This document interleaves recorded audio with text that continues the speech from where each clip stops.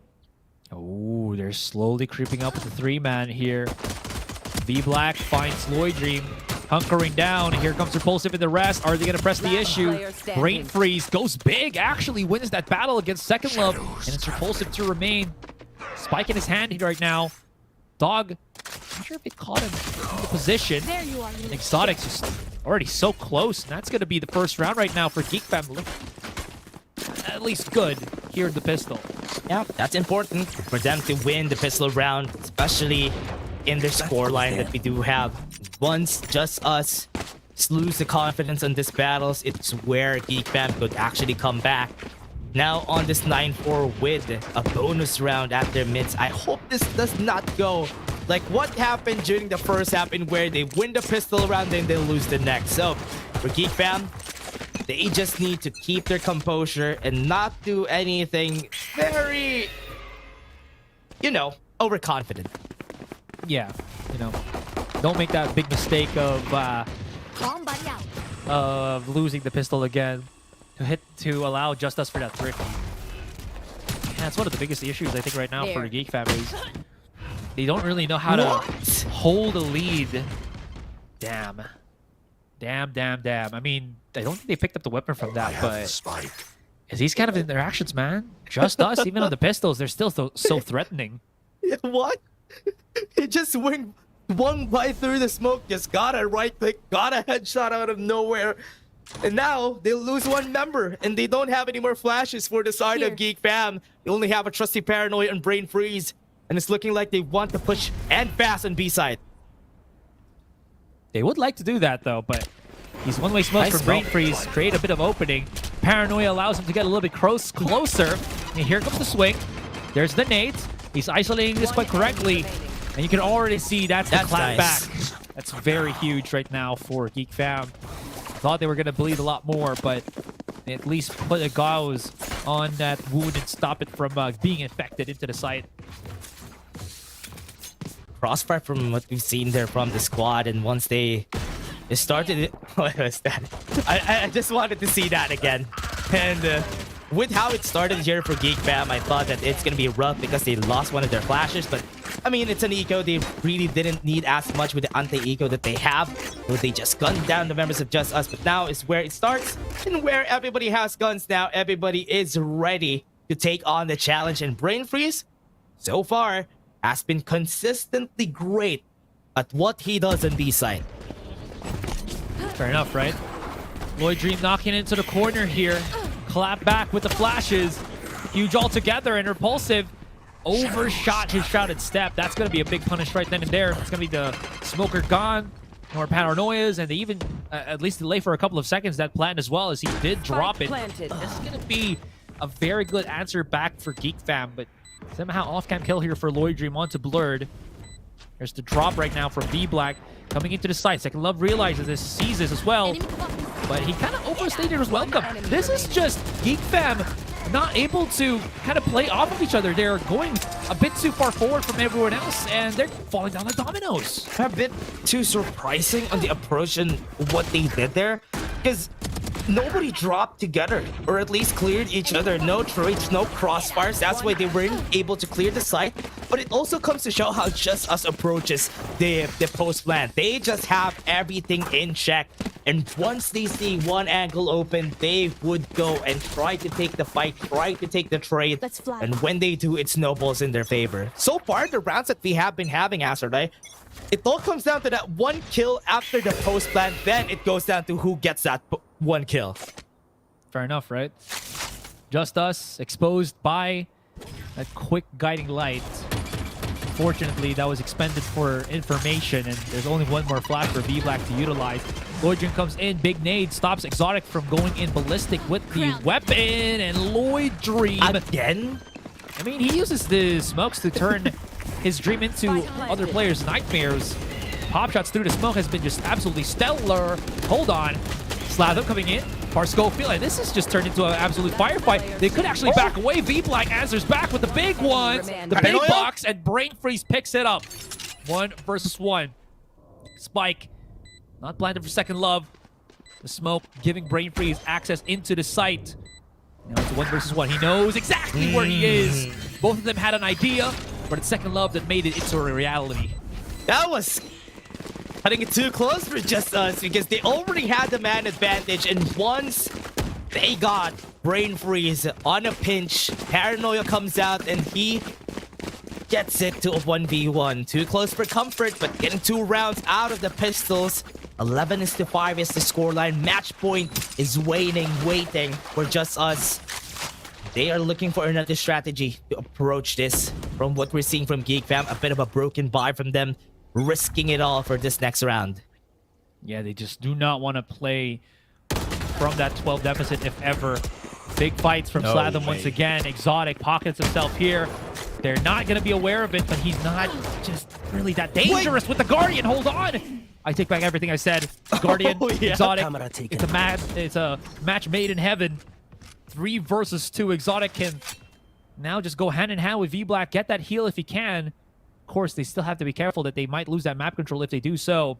As you can see, V-Black throwing a couple of guiding lights onto heaven just to make sure that he can maybe just reconvene here with Exotic for the moment. But the rest of JustUs coming up to go and knock on Mail to maybe B. Pretty much a miasma here in B Heaven. Really hard. He planted on the ground. Once the tripwire drops, Blurred would know that this is where the push is going. But from what we're seeing from the side of Geek Fam, they found my wire. So far backwards, they go in. Now they know where the push is gonna be. Yeah, Blur can hide himself in the corner right now. Cannot use his camera for that information. If he throws it out, 30 seconds left. He will give away. All right. I mean, he will. He just wants that pinch now that he's back into safety of Alley. It's probably the reason why.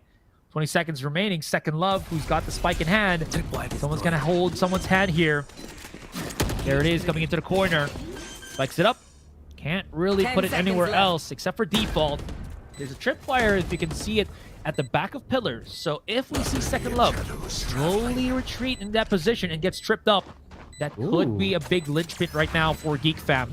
Repulsive, playing very aggressive, waiting inside the smoke. I wonder who gets rather impatient, and it's going to be Exotic. That's going to be big damage. Second Love playing around, goes around. Seeker's activated, 9 bullets. Second Love, does he realize that V-Black is coming around the corner? And his instincts say it true. JustUs, they're here into map point, series point. Match point for JustUs. Great approach on that 2v3 against Geek Fam.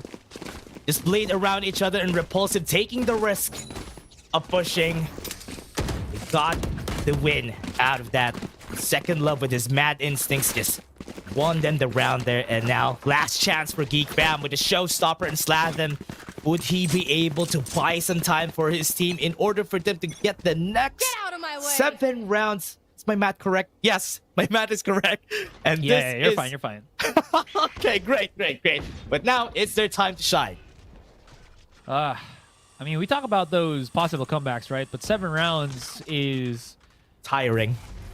And I feel like damn near impossible right now for Geek Fam. I mean, if we're just talking about, again, you know, the truth of it all, it just feels like they're struggling so much. Sure, Slatham is put in a position where he can really deal that damage, but I feel like the conversion that they're kind of hoping for, the gamble as well as the adjustment, they're kind of hoping for things. And Geek Fam's call, nobody's home. Garage is completely empty. JustUs, they've gone all the way around to A. Here comes the crash. There's no more ultimate for Slatham here to play on this retake. Hold on, though. There's still a couple of players right now for Geek Fam. Coming into a hit, Lloydry actually drops. Exotic finds a pick onto Par Schofield. The fight continues. Okay, that's an overkill for Brain Freeze. Comes back into the corner. But this is absolutely beautiful right now for Geek Fam. JustUs. Or Geek Fam, all they have to do is just wait a little bit. They can go for these pinches, but they're going in for the 1v1 battles. Second Love, huge little flanks. 2 kills already from Heaven. The wraparound against Slatham. Who wins the fight? It's going to be Slatham. Has the nade. Brain Freeze is down to 26. Repulsive again. Player standing. A smoker in the seat. And they have brought it back. What the heck just happened? What the hell has just transpired here as JustUs? They shouldn't have won this round. And Psycho gets a 3K, 13-5. And JustUs, that's going to be them securing their slot here in Split 1. They needed to win against Geek Fam in order for them to secure the spot, and that it is. And with this win, they will be able to get their slot. And we've seen it. A really great chances for glory there for Geek Fam, but was not able to convert, was not able to translate into round wins. And that's why JustUs just run away with this victory. That's a huge blow right now for Geek Fam here. Again, that is them already eliminated. This series encompassed such a big kind of ball or a big pressure for both teams to really go that next level. And JustUs showing to us how dominant they can be when they have everything locked and loaded. Geek Fam just could not find that tempo to swing back. Sure, they get a couple of kills, still slab them, but it really just didn't really go the way that they were. As we're now looking at JustUs with an absolutely dominant performance. Oh yeah. With that, we can see all of their members is performing. If Parscofield or Repulsive are not on top, here comes the other members of the team to actually help each other in order for them to get the multi-kills in their favor. And Geek Fam, yes, we have seen it. We have seen the glimpses of glory of this team from yesterday, but they were not able to pull it out. I was surprised about this composition that they wanted to go for, but because of how Exotic was performing during their past game, they had to put Slatham on their raise work. And yes, he performed, but it's still not enough.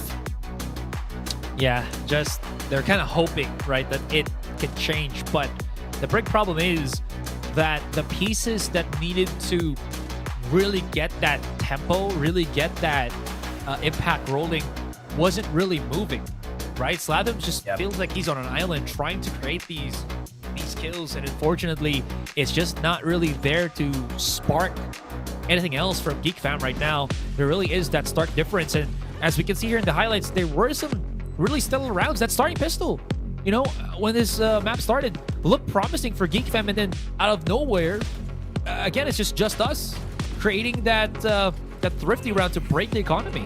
Yeah, honestly, it's really rough to see Geek Fam just losing hope, freezing on the instance.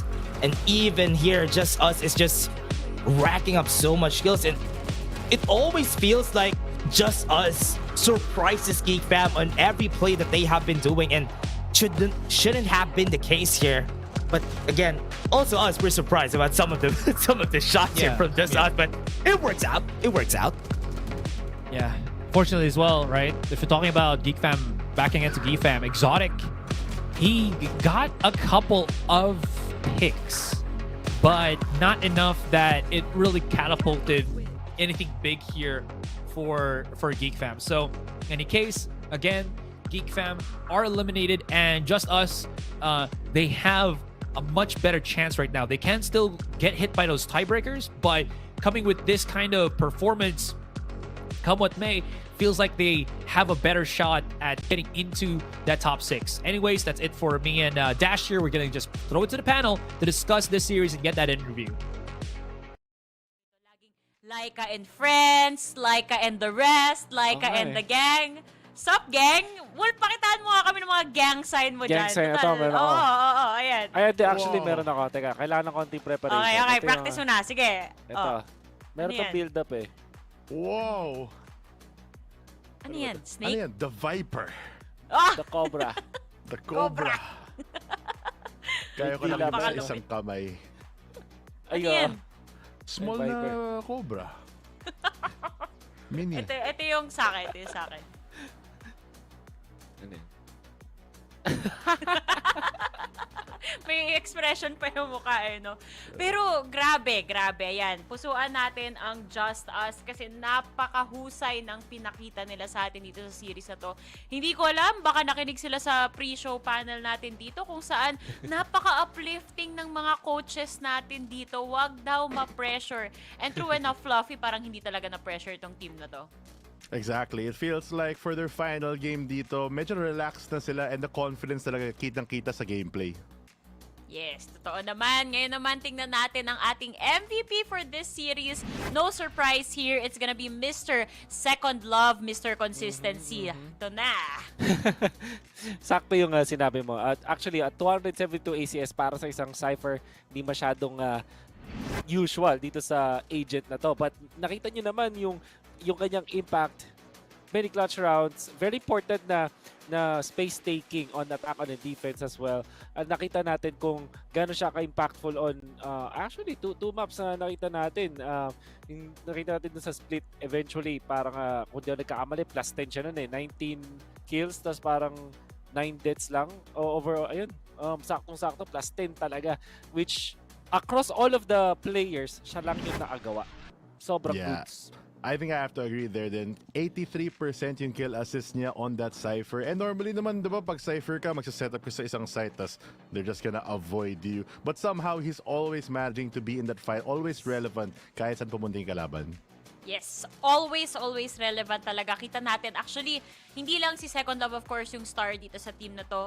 Lahat sila parang basang-basa na nila. Laging one step ahead sila against Geek Fam dito. Pero syempre, maganda na mas makausap pa nga natin tong si Second Love para magkaalaman ano nga ba ang nangyayari behind the scenes. Hello, Second Love! Congratulations! Hello! Salamat po! Congrats! Sa'yo, oh. Grabe ang lupit mo kanina. Idol ka mag-cypher. Napapabilib mo din talaga kami, no? Actually, curious ako eh. Gaano ka-confident ba yung team nyo sa pagpasok sa series na to? Kasi kayo talaga yung nagdidikta ng pace kanina. Honestly po, nothing to lose po kami, so di na po kami nag-prepare talaga sa Geek. Like, bahala na po talaga tong series na to eh. Parang barilan na lang, wala nang isip-isip. So, yun lang po. Noted? Oh. Noted! No, parang bahala na. Nabibigla ako na parang, grabe, sa ganun kagaling yung pag-take ng space mula ascent hanggang split. Barilan lang yon. Wolf, naniniwala ka ba? Kasi ako hindi ako makapaniwala. Meron yata siya gusto sabihin eh. Ano yan? Literal na barilan lang po yun. Tamang call mid lang po. Push mid, push B. Ganun lang po. Wow. Okay. Kung tatanungin kita, ano mas masayang laruin? Yung barilan lang o yung parang may, set muna tayo dito, pagandaan muna natin? Para sa akin po, mas masarap po yung wala na pong iniisip. Kasi last series na po namin to eh. So, yun lang po. No.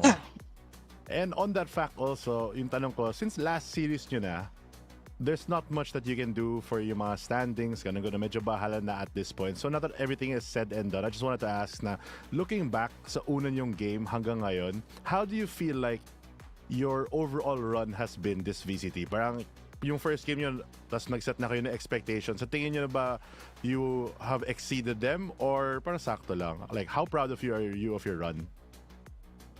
Wala pa po dun. Kasi honestly po, wala po talaga kaming practice tuwing naglalaban po eh. Like, every series po namin, parang very little to nothing po yung preparation namin. So, parang lahat po ng game mahirap sa amin. I see. Actually, siguro follow-up question lang dito sa tinanong ni Fluffy. Last year ka kasi namin nakita dun sa regular season ng VCT, diba? So, kung ikukumpara mo yung run mo from last year versus this year, anong masasabi mo dun sa whole experience? Mas mahirap po ngayon kasi ako po yung IGL ng team. So, last season po, literal na nakikipagbarilan lang po ako eh. So, mas mahirap po ngayon. Ngayon, Oo, ngayon ang dami mo nang iniisip. Kailangan, in a sense, hindi naman sa mina-micromanage mo yung team, pero kailangan very on point yung mga shot calls mo dito para maging effective yung play ng buong team, diba? Grabe nga naman yung pressure doon. Pero ayun, aabangan namin, hintayin natin yung resulta kasi hindi pa tayo sure kung ano nga ba ang kalalabasan. Pero ikaw ba, proud, yun nga, in relation na lang doon, proud ka ba sa naging run ng JustUs this season? Sobrang proud po kasi ang galing po namin. Ayun! Yan ang gusto ko mga sagutan. Galing namin. Kung magaling ka, tingnan mo ngayon yung camera and then hamunin mo yung mga ibang teams. Ayaw ko po. Okay. Magaling po kami. Humble pa rin. Magaling pero humble. Mhm. Sige. Baka may gusto ka pang batiin. Total, this is your shining moment, Second Love. Salamat po sa coach namin, tsaka sa team po. Yun lang po. Ayan. Salamat din sa pagsama sa aming interview and good luck. Tingnan na lang natin kung ano yung magiging resulta ng standings. We hope to see you guys at the playoffs. But for now, that's it for the interview. Congratulations! Thank you po. Nagugulat ako sa mga sagot ni Second Love.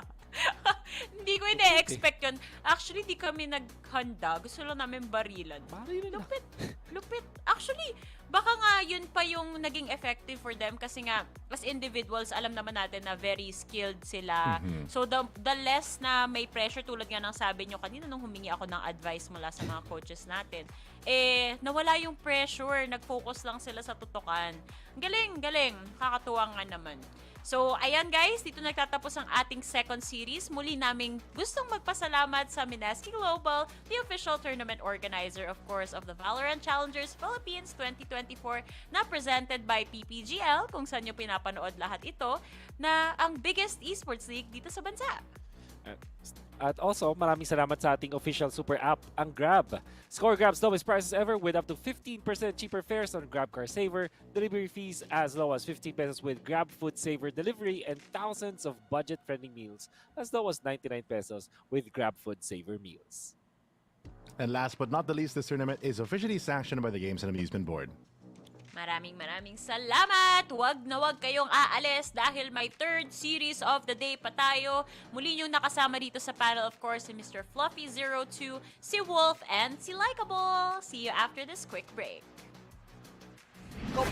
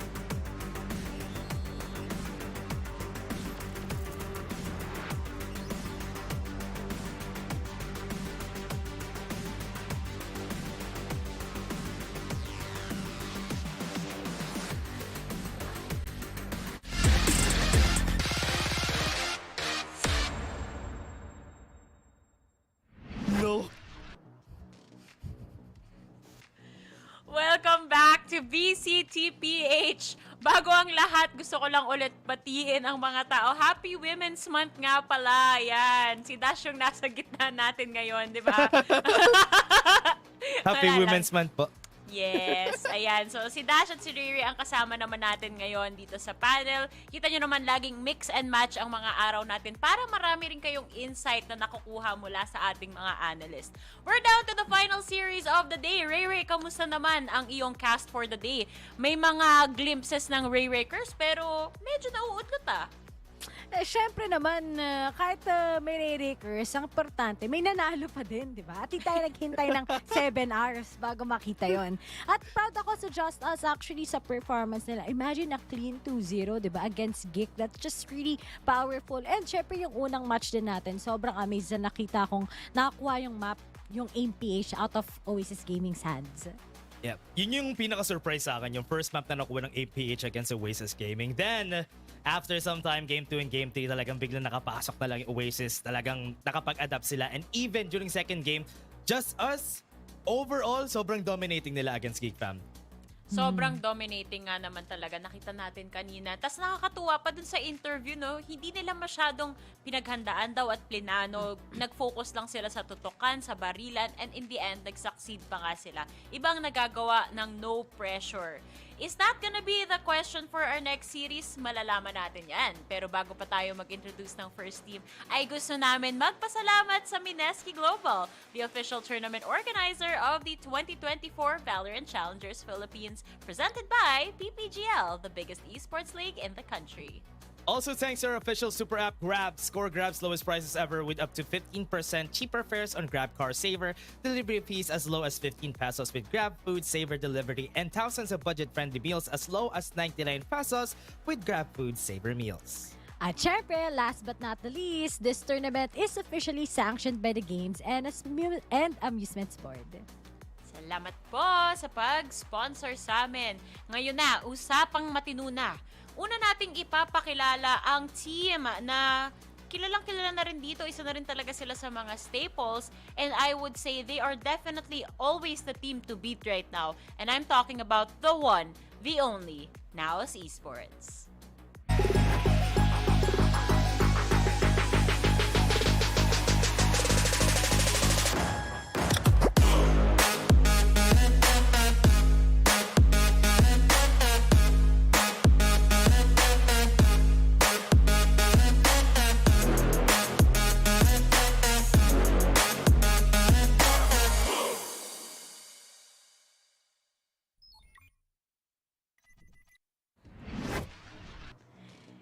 Syempre, the current #1 team in PH, we have here NAOS Esports, Eman, Modger, Nexian, Papi Chulo, kasama si Ja with the letter J na magagaling maglaro ng Valorant. Sila ngayon ang nasa current roster. And looking at their smooth performance, this is just really promising na pwede ito yung magiging expectations natin sa kanila papuntang playoffs or maybe grand finals.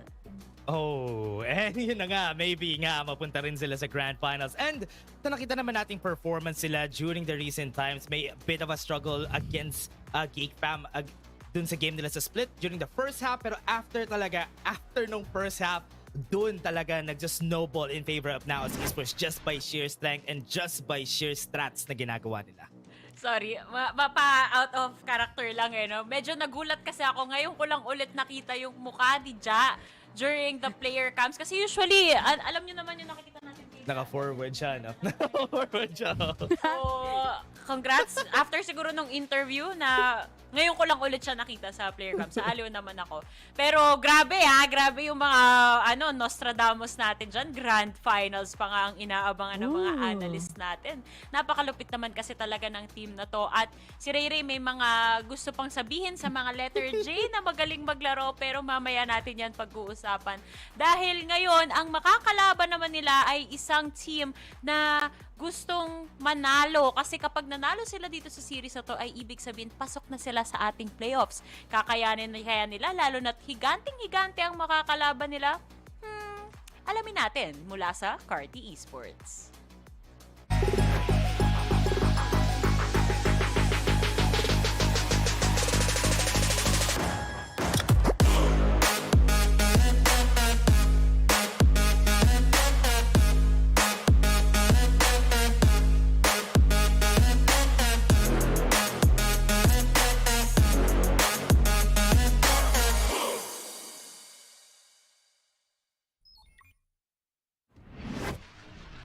Higante man ang makalaban, si Taguro man ang makalaban, papatumbahin ng Carti Esports yan. And ito na nga, nakita natin yung performance nila against AIM-PH. Everyone turned up, everyone was in the same page, and yun ang kailangan nila para dito sa mapa na to. And Safe and RKZ, lahat ay nakatingin sa mga players na to kasi sila yung always performing sa clutch moments. Alam nyo, natatawa ako. Uy, alam nyo ba, fun fact, ano natin, kapwa alumni natin yan, si Arkiza, si Arkiza. Dahil graduate din siya sa Yellow School, syempre sa UST. Oo. Nakita natin yung performance niya before, syempre sa ibang mga tournaments natin sa kaliwat kanan na collegiate and syempre sa mismong VCT page. But I'm happy that he's well and improved and has a good chemistry, syempre, with the members of Carti Esports. Pero gusto ko lang idagdag dito sa panel, mahilig sila talaga sa lights off pagdating sa paglalaro. Hindi, iniisip ko eh. Matanong nga kung ma-interview man natin sila mamaya. No? Bakit, ano po ba? Lights on, lights off kapag naglalaro ng Valorant? Kasi, hindi ko rin alam. Ikaw ba, Dash? Nasasaktan mata mo? Gusto mo may ilaw kapag naglalaro ka? Kasi masakit sa mata eh. Talagang after 1 hour siguro, wala na, masakit na mata mo. Mahirap na Ikaw, tumuto. Ray, ganun din. Dash, gusto ko sabihin signs of aging. Ay, sorry. Sorry. Akin pala, akin. Nakapatay. Syempre, para talaga makita mo aesthetic ng computer mo. Ako, gusto ko may ilaw. Gusto ko maliwanag din. Pareho kami ni Dash. Nasasaktan yung mata ko kapag madilim yung background tapos maliwanag yung screen. Actually, lagi pa nga naka-night mode yung screen ko para hindi ganun ka-bright talaga. Very sensitive ako sa light. Anyway, naliligaw na yung usapan natin. Balik tayo dito. Meron tayong 2 players dito na gusto nating i-highlight. Yung ating mga sentinel dito na si Nexy at Gabo na napaka gandang head-to-head. Kung ako lang magsasabi dito, Ray, ang galing na itong dalawa. Mapa-Cypher o Killjoy pa man, napaka-effective nila. Pero lumalamang dito sa ating stats si Nexy eh. Siyempre, Nexy talaga, he's a really good player, diba? Aside from his performance before, nadagdag siya sa NAOS, parang mas lalo nating na-highlight kung gaano talaga siya ka-veteran already in the scene. But, syempre, yung dahil pagdating kay Gabo, yes, pagdating sa stats lamang si Nexy, but on the most important round, sino nakakapag-clutch? Sino nakakuha ng mga 3 kills sa isang round? That's Gabo himself, the name ng Carti Esports, and I'm happy to see him here sa mismong scene. Yeah, and makita nga lang natin yung clutch moment. Si Gabo talaga yung naiisip ko every time na it's all about Carti Esports. Pero kay Nexy, the amount of kills that he gives the team, especially dun sa mga moments na nakaka-multi-kill siya lagi, nandyan lagi si Nexy kung hahanapin mo yung mga multi-kills na. Even last game, na meron siya 42 ata overall yung kill niya. So ang dami niyang dinrop na heads dun sa game na yan. Para sa'yo, Dash, sino yung mas magaling mag-anchor ng site dun sa dalawa? Ooh. Good question. Nexy sa akin. Understandable. Ikaw, Ray, agree ka doon?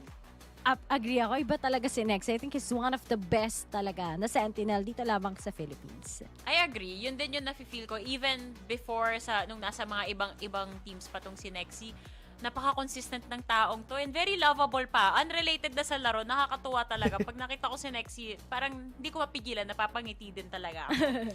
Yan. So, dahil napag-usapan na natin yung background ng mga teams na to, napag-usapan na rin natin ang head-to-head, pag-usapan natin ulit yung stakes dito. So, Dash, sinabi ko kanina, kailangan makakuha ng Carti Esports ng isang win. Whether it's with their series today against NAOS or whether tomorrow against Oasis, basta makakuha sila ng isang win lang, pasok na sila sa playoffs. Hindi nila kailangan mag-alanganin sa mga tiebreakers at what-not. So, given that, may onting pressure sa side ng Carti Esports, sino ang pinapredict mong manalo sa series na to? Rough. Kasi, for me, ilan lang kami mga Eugene na nasa Pilipinas. Kaya, Carti Esports, papatumbahin natin ang tagurong si NAOS Esports. Wow! Ganda na. Ray, ikaw. Siyempre, doon pa rin talaga ako sa isang team na nakita na natin all throughout the performance. Very clean. At kahit sinabi mo na nandyan si Eugene, siyempre di mawawala yung isang katulad ni Ja. Alam mo kung bakit? Anime character na yan mismo eh. So I'm gonna go with NAOS Esports. Okay. Ako, pinatagal pa no? NAOS din ako. NAOS din. Hindi ko kasi talaga rin maipagkait. Pareho talaga looking forward ako. I do think that Carti Esports has that firepower and the potential to defeat NAOS. Pero so far, dun sa last performance na nakita natin sa NAOS, it feels like they're currently impenetrable, and I'm not gonna go against that at all sa prediction ko. So I'm gonna lock in NAOS Esports. And with that, ito, wala talagang nagpapantay today in terms of prediction. Laging may isa na naiiba. So alamin natin, ano kayang feelings ng mga casters natin pagdating sa series na to? Masaya ba kayo? Excited ba kayo? Or kinakabahan din katulad namin? Casters, take it away.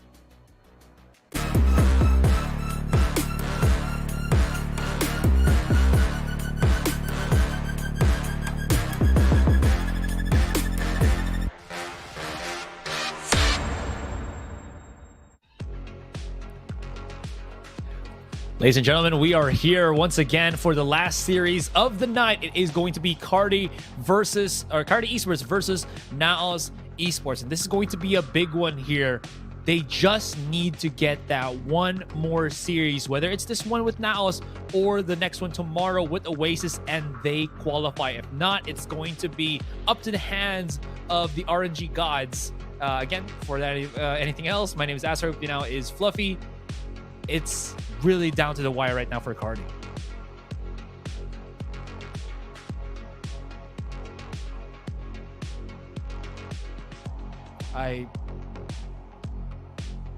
What are your thoughts about this?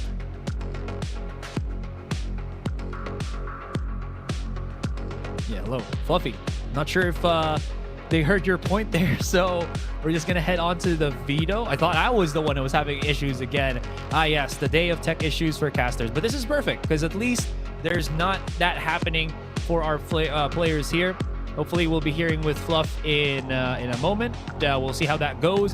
In any case, again, one of the big maps that I feel like Carti has to be dodging as of now would have to be Icebox, no? But it's gonna be open right now up against NAOS. I wonder if Carti could even just like pick it up at the very start and just like remove it as soon as possible. But no, they're gonna be going for the Lotus of theirs that has seen some success. They were able to beat some pretty notable teams, most notably I think going to be Zol Esports. So a very good decision here right now coming in from Carti.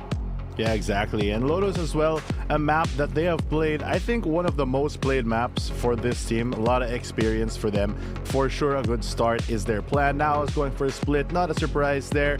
It's a very stable map for either team. But with the Scent and Breeze being taken out, Vine still in the pool might come into question. And just like that, CE gonna remove that. They don't want to deal with that problem. They don't want to deal with any of those TPs. And that leaves only a couple maps left.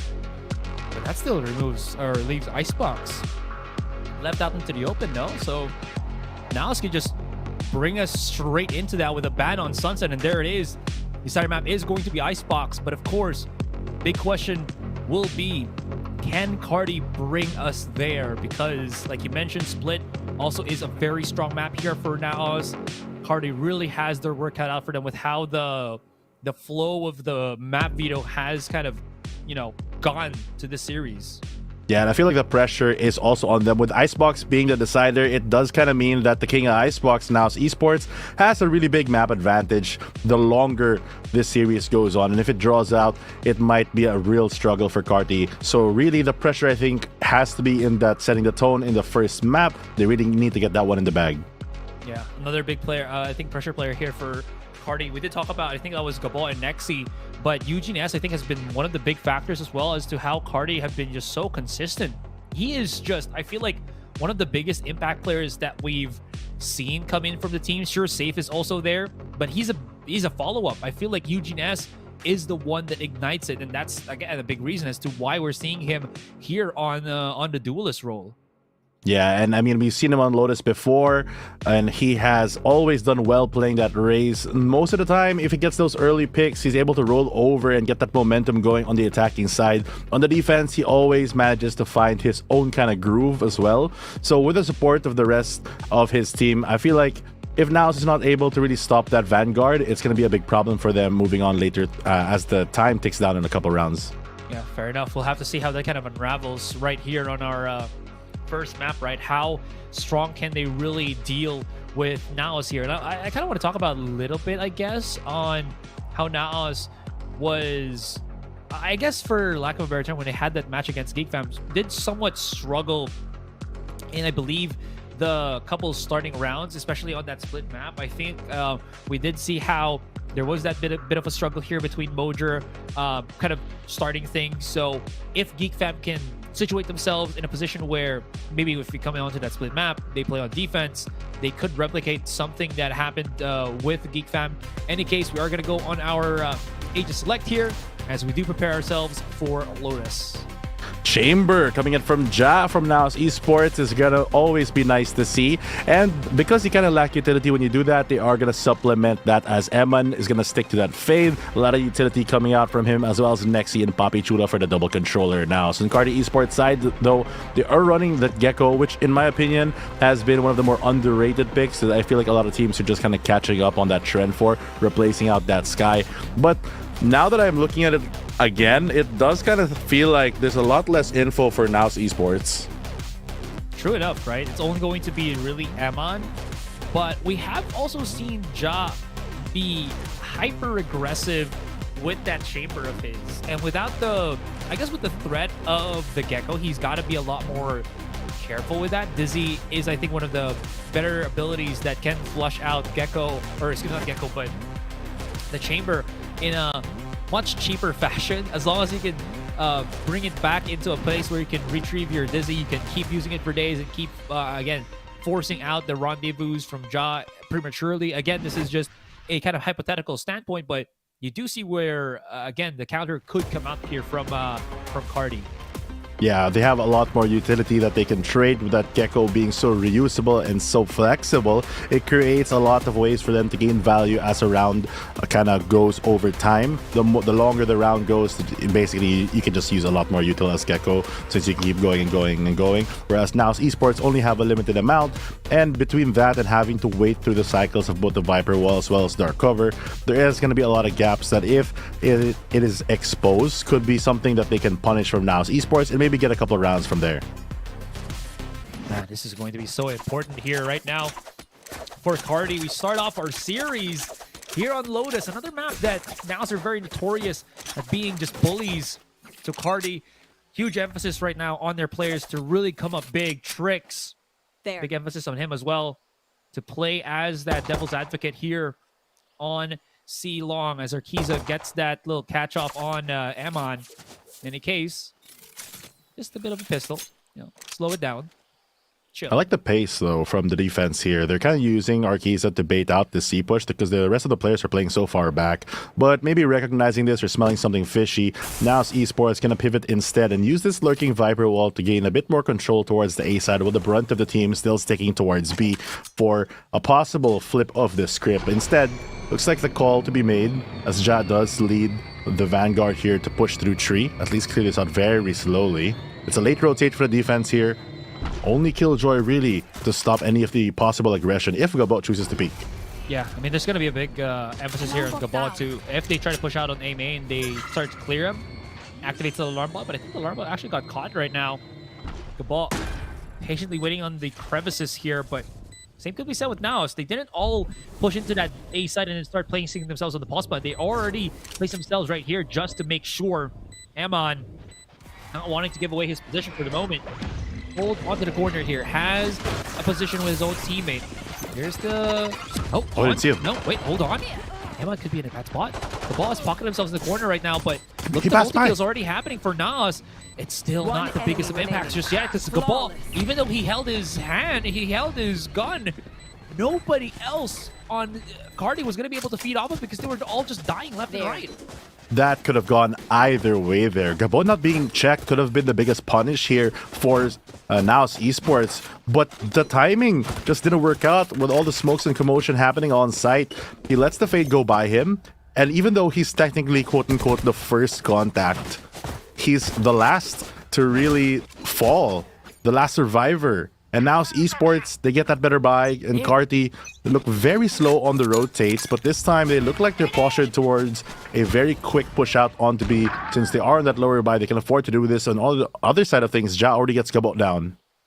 All right, that's a big one as well. He's brought out the Outlaw already.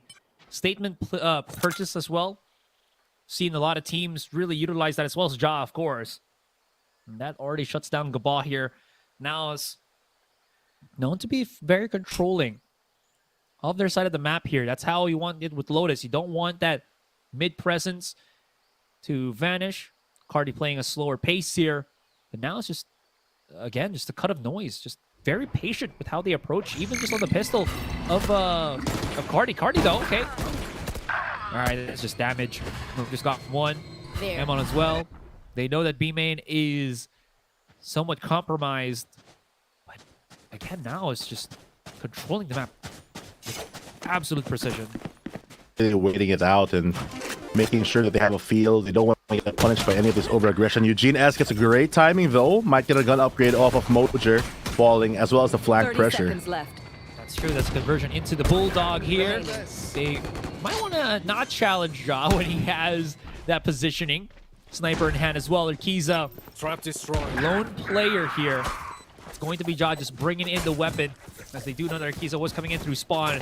And not too much economic damage here onto NAOS, as they do keep both the Bulldog and the Alpha in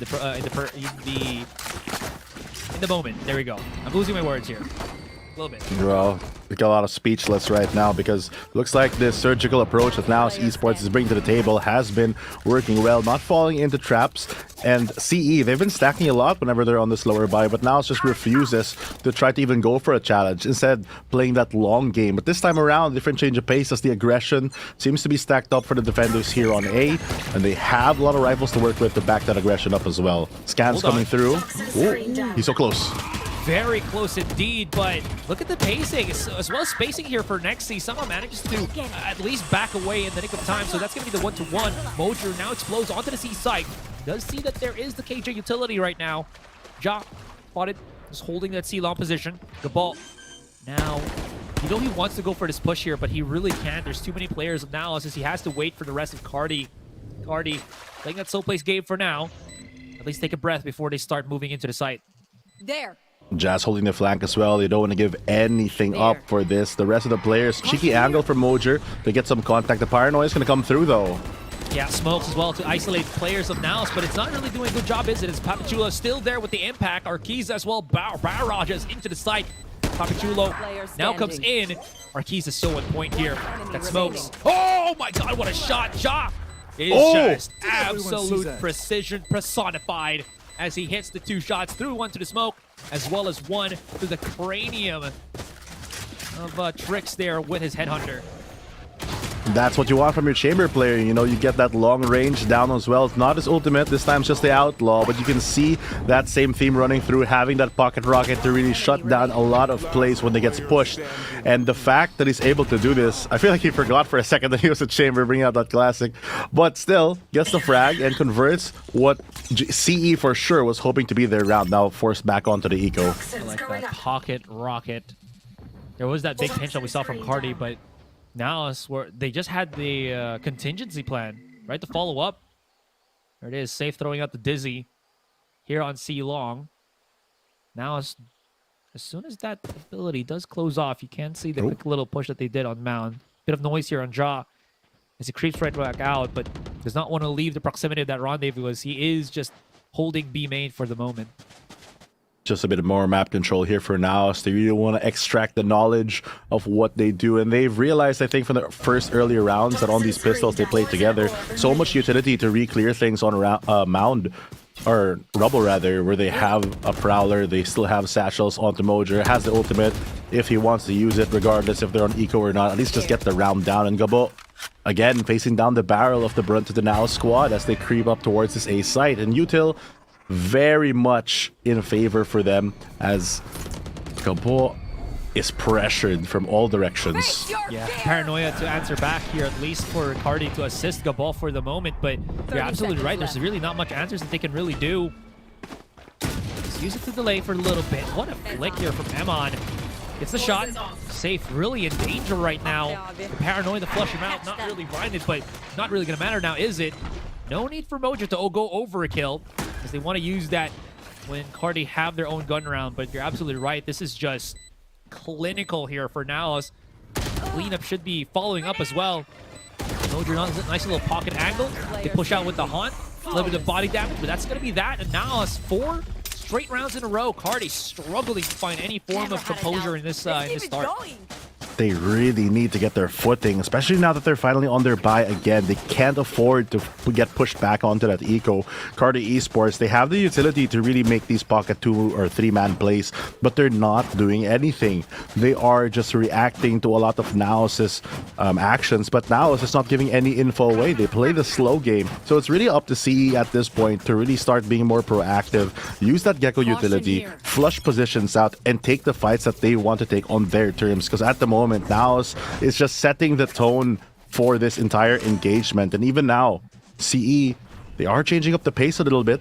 Creeping Eugene S closer to this one-way might not be something that they're going to expect, but that's a prowler to clear him out. Yeah, could be problematic here. Eugene throws out nades, paranoia as well as an answer. And you're absolutely right. They're trying to be a lot more proactive here to stop that Seamon control, but that's a lot of utility already used. Again, that's the race. That's the Omen. Already spotted here somewhere outside of C. But that doesn't seem to matter as Arkiza opens the door, shuts down Ja. And that deletes some of the players right now, or one of the players of NAOS, to help out Carti ever so slightly. That's even more. Spike's also even dropped. So that's going to be huge right now for Carti as they slow the pace down and open up, well, opportunities left and right. Ooh. That's a catch on the Poppy as well. 2 players remaining on the side of NAOS Esports. Kind of have to scramble here, and Gabo left alone yet again on A, but this time he has a turret contact for the cross because I don't think that that's going to get smoked off if he just pops the orb. Chooses to pop both, actually. Could creep into a very good position here. Not going to get spotted out. They have to find a pick, though. In this situation, if you just go for the plant, it's going to be a very difficult, almost impossible situation to really fight out of. And here comes the fight already, but Gabo wins. Yeah, that's goal going to be left onto Mojo right now in a 1 versus 5. The scramble as Carti realizes he's already somewhere on A. Finds Gabo. Big damage right in. Dodges the Dizzy Flash though, so they might kind of overreach just in case, but Mojo had too many things on his plate. Try to multitask, and that's going to be him getting caught.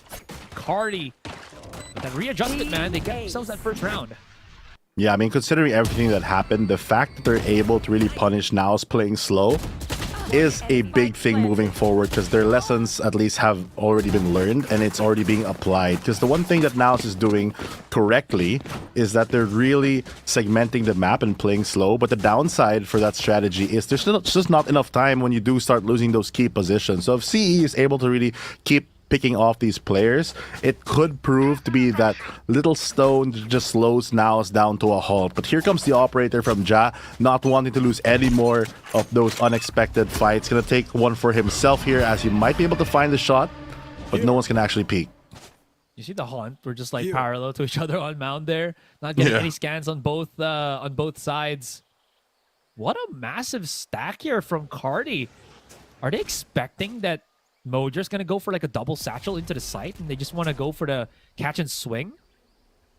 Quite possibly, but I also noticed that CE has been doing something very smart that a lot of teams I think should do, which is when they are stacked, they don't show their utility. They just they don't even try to fight. They want to bait them in so that they get that man advantage to the best possibility without having to overreach. But now it's Esports with this double controller. They have ways. Oh, there comes a shot and save out of the picture. But I was saying that they have ways to really segment this map and take further space. So even though they get that pressure off the C, it's really A that's the big hit. Yeah, Carti, I mean, they didn't want to steer the pot, right? But then as soon as they did that, immediately a catch-off comes here from Ja. The ball trying to reposition because of the nade. Here comes Eugene S, bringing down the payload. Mojo as well, brings out the showstopper. Easy aware. No, paranoia lasted a bit too long, so he was just a little bit too afraid to throw it out into the corner. But this counter paranoia coming in feeds Emon and Nexi the kills. The utility combo, sandwiching them between a rock and a hard place with both players on both sides just peeking and spraying. Too much attention. Gonna be split there, not gonna be able to convert the round. The punish from NAOS, very good after this opening pick here from Ja. Able to secure this A site. And honestly, a lot of heroics here from Gabo. I'm surprised that he's alive as long as he is for most rounds, just because he's always the one that makes some form of contact first, yet he's able to still kind of be relevant as the rounds do progress. And speaking of relevance, economy-wise, Eugene S gonna stick with that showstopper. The rest of his teams, though, have some sort of a buy. Ja now going in for the peak scans here outside of Rubble. Bit of nade as well, or excuse me, presence being thrown out here by Nexi.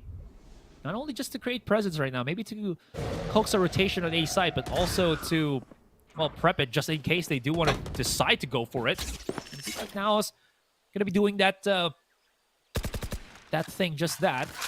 It's only the ball onto the site here. He's already used all of his utility right now. Trying to push onto the doorway. He should be hearing the turret as well. The ball gets spotted out. Slow crawl, slow cross. Are they going to push through? That's the question. But before they do so, they do break the turret and haven't really pulled the trigger here on the A side just yet. They're just waiting because Ja is still creeping up on B. All they have to do is buy time here, but Gabo finds Nexi in all the commotion, and Ja is looking for one for himself. Ja sees the Dizzy. Ooh, that Dizzy well placed by Safe here, but seems like it didn't matter at all. Eugene S brings the payload, uses the rocket to clear them outside of tree, and find that no one's home. Arkiza coming around right now, holding the lurk against Ja. The battle between the two of them, who's faster. Bit of a dunk on the head here right now by Arkiza. As Ja gets forced back. Paranoia. Answer back. Anyone else to follow through from that paranoia would be big right now, but Carti could not deal. The flick. The operator in the hands of this man is just absolutely deadly. Through the smoke, even as it dissipates, Ja, he could get detained right now, but it doesn't matter. He's already done the damage. Eugene S. There we go. Nice little present. Could even save the operator if he wants to do so. But 3 versus 1. Fluff, this is not looking too good. Even has to reload the weapon to at least get those multi-shots in. And again, you can see the mind of Eugene S. Probably just save the weapon for that next round. I mean, it makes sense here, but Papi Chulo trying to do something for himself. Eugene S is aware that he might have crossed, though. But will he expect it to be from the left side? He does spot him out. More value and damage done, but he has to go for the reload as he is being chased here by Mojer. I don't think there's going to be enough time here. They will spot him out, but he will get that operator in hand. But it's a good thing that now Esports does get that round off the back of Ja, opening up that B side, but also being able to really cover for his teammate alongside the paint shells. The important thing, though, is he gets so, or NAOS in general, just gets so much free reign on A because no one is really able to contest through this Viper wall. Ironically, what really worked for CE was when they started aggressing onto A and clearing out that so that they can say, okay, they're not somewhere in A, so we can just focus our util and everything else on B and C. Instead, they are taking a more passive approach, which NAOS honestly is the one who's in control, and they're the ones punishing that type of style of play. Fair, right? It's a tug of war. If you look at things, right? Whoever is willing to get more map control usually dictates the pace of the round. And sure, you can say that for most of the maps, but I feel like with how teams have been approaching Lotus, it's even more painfully obvious here. Right? To talk about that rubble control, if you're on the defending side and you commit those nades, you've pushed them back, that's a good chunk of that A site already secured. If you do the same thing on Mound, and vice versa, it's the same thing, right? So you're absolutely right. Carti here being a lot more passive is just not working to their favor. The only time, the proactive time, the first time that we saw them really get that value was when they were really that proactive. Yeah, they're going to have a hard time if they keep playing like this. It's in a way, it's kind of play to lose instead of play to win. You're really hoping that they make a mistake rather than trying to make a play off your own. And Eugene S going to tuck himself into the corner here. He has that operator in full armor. But the moment that they spot him out, I feel like they're just going to run away. They don't have the info of exactly which agent that is, but they can tell that the aggression already set up for them on C. So instead, pivoting towards A, but will they expect a double player here on C to defend? Is the big question. Yeah. I mean, it's better now, right? They have that 2 players holding that practical position. Mojer. I thought he wanted to double satchel to the side. No, just going to be him to boost himself up. Oh, the spam. All the pop shots through the smoke or through the wall as well. Man, I do love this catch and swing with the Papichulo paranoia. Tricks coming around. Tree's been cleared up already. There's only really the big operator in hands of Eugene S. Somehow, though, Arkiza as well as Safe manages to get their control here at the back of the site. So that's going to allow Safe for a little bit of trade as well as threat, but not really to that extent. And Ja showing to us how tricky he can really be with that patience position all the way just holding as Eugene S comes in for the closer. Ja really being the overwatch for them, holding back the lines of sight, making sure that no one can cross. And although Eugene S had the inkling, it's really Ja who had the angle. 1-7, a very dominant and honestly very clean performance here from NAOS. Partially because they are playing very well, but also because sometimes it does feel like Carti Esports isn't really playing the game, where they're trying to be so cagey, making sure that they have X and Y to hold, but it's not enough to just defeat the force once NAOS calls in for the correct rotate, because they have no map control. Like TLDR, map is big and they need to make it smaller. And if they can't make that happen, right, what else is there for Carti to try to deal with? I mean, they can try to be explosive, right? They could try to do maybe something like APH would do, which is to go gung-ho, go for that aggression, but I don't know how many rounds it could work, but if it does, it gives you a couple more rounds here on defense, then why the hell not? Any case, Carti really put onto the pressure right now. I mean, this has been, like, we've been slow. I've been slow, like, casting these couple of rounds, but it's already 7-1. There's been some form of, like, I don't know, weird time thing where NAOS are playing so controlled, so again, slow to approach, but they've been just blitzing these rounds. And the fact that they're so quiet as well, like, obviously from our perspective, we can see that everyone is on the A side as the utility floods through, but look at the defense. They're so scattered, unaware really that that hit is going to happen as they swing on to Gabo, who manages to find one and keep himself alive for a bit. The door closes though, but only for a second. That's going to be the catch-off that they were looking for. Mojer also finds safe somewhere underneath onto the site. Mojer holding angle here, has a judge in hand. Tries to get close, but that just seals the deal. Trex could do the same thing. He does have a haunt. He does have that seize to maybe tether Mojer into a decrepit angle, but I mean, you know he's just going to hold that and just be very safe with it. This is probably going to be just the save round for Carti, as they might not want to lose their weaponry here. Big blow once again to them. You're absolutely right. They were so scattered on this map. Just the lack of info from their team. I mean, in fairness, for NAOS Esports, it's good on Trix that he's able to take out Mojer there, but they do have the Gecko, or rather for C, they have the Gecko as well as a scan for Trix. So I'm very surprised that they don't at least have the info of where NAOS could be. And with that, NAOS just kind of running away with it at the moment as they're able to get another round in the bag. Round number 9 going their way, 8-1 with NAOS in a very dominant lead. And look at the ultimates. If they get onto site, they're able to use that Viper Spit. They're going to be able to use a lot more. And even though they are fighting a lot of these individual fights, the problem is once that NAOS gets their they've built their base up after the plant, there's not much room for you to actually make a comeback from. Yeah, and it's kind of a puzzle, right? To figure out how to detach NAOS on the site once they've kind of again merged with it. Just a quick little pinch. I mean, if Ja hits that shot through the Dizzy, I would just bow down right in front of him. What an absolute godlike play that could be. In any case, because they heard the noise and everything, that's going to signal NAOS to start rummaging their way onto this B site. Where again, these fights are just coming on their way. Mojer into the corner. He brings the payload with the judge. Tries to convert. Only gets the one though, but damage be done onto Eugene S. Emma's got to back away. As Eugene S still has the hot hands. Spike's been planted here. Trying to get closer. Conversions, and Eugene S just lack the bullets to push even further. Out of this world is NAOS 9-1.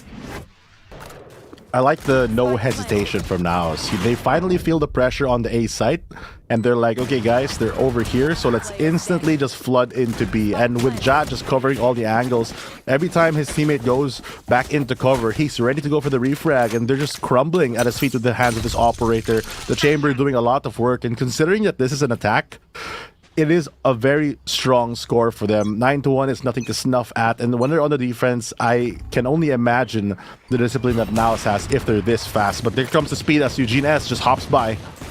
So close. Ja, does he know they've already made a quiet out of this one? But he spots him, but Eugene S is just a tad bit quicker. Rips out the showstopper already. Looking for more of an advantage here. God, Nexi actually gets away. Couldn't really figure out that he was just pocketing himself on spawn right now. Cabal finds Mojer.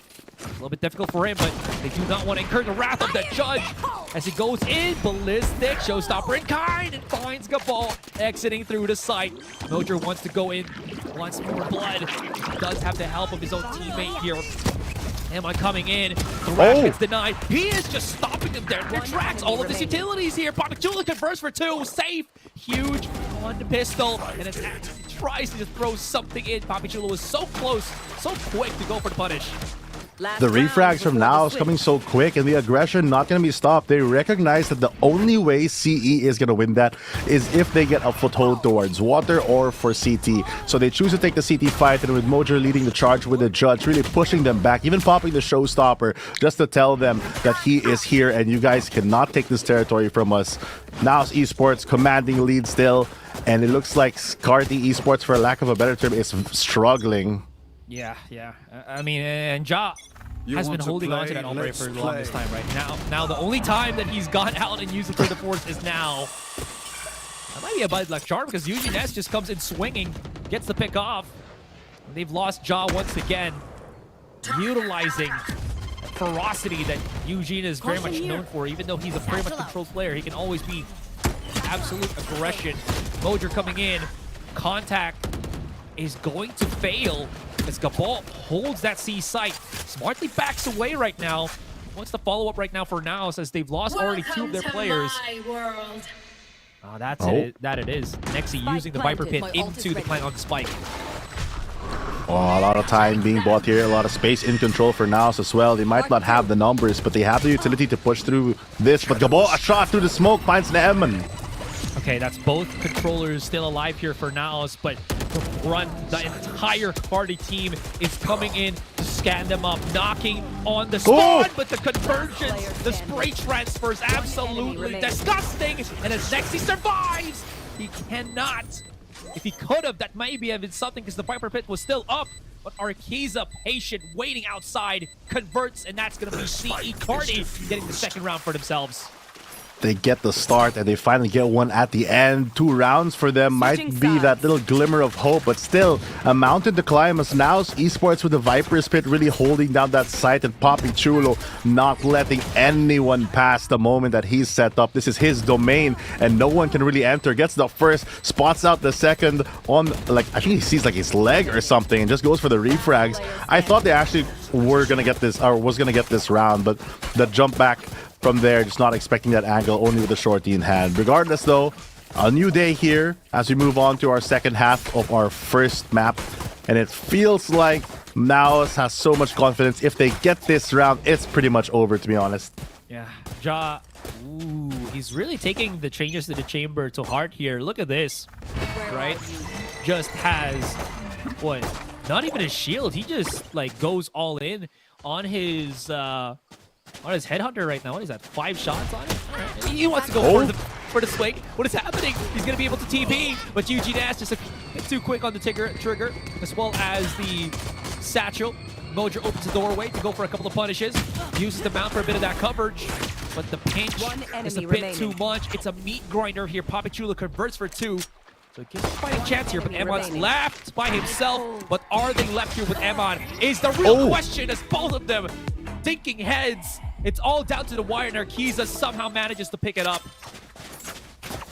The calculated NAOS kind of slipping up there as they get themselves pinched as they try to go for the retake, because this crossfire that they set up was just too much for CE to handle, or for them to handle rather. And CE doing really well to force that 1v1. Fortunately for them though, they do win it out as Arkiza gets the frag, and that's another round for them.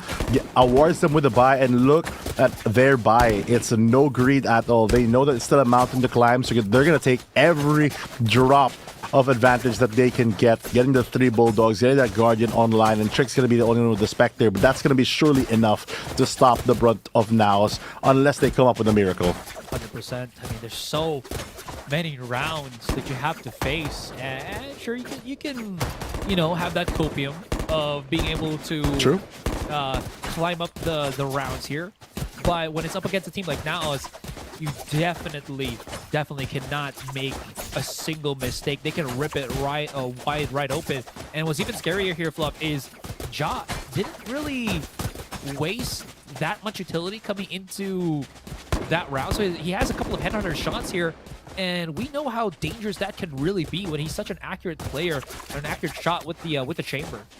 Yeah, if he's able to get one or better yet 2 players, get those rifles into the hands of his team, it could be a very different round. But as it's set up right now, it looks like to be a easy Carti W unless they fall into the hands of Ja here on C.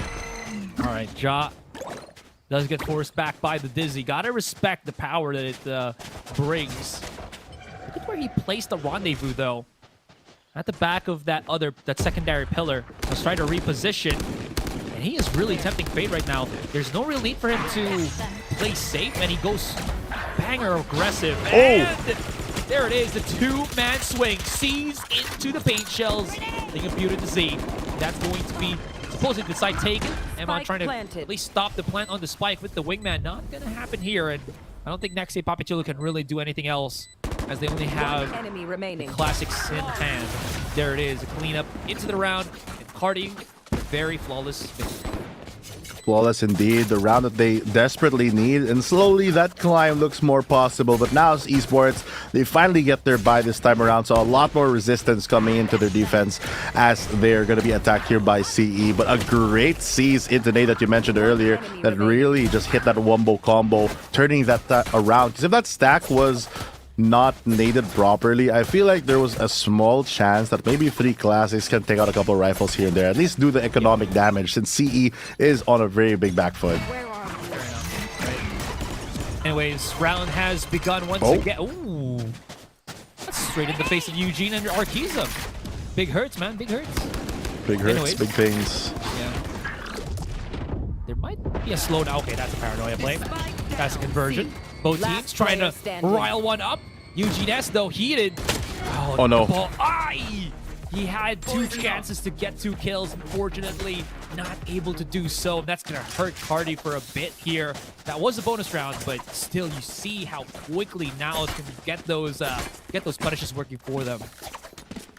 What a round from them. I thought they had a good start as well, but at the end, it's Gabo who gets an opportunity open, but the door just slams on his face. The 2 players not afraid to peek him, and now it's Esports 1 point for round number 12 already, and so close to get map number 1. It's a very difficult situation now that they have all their weapons back up, but Eugene S, though, he still has his ultimate to work with, and Gabo starting out strong here for CE.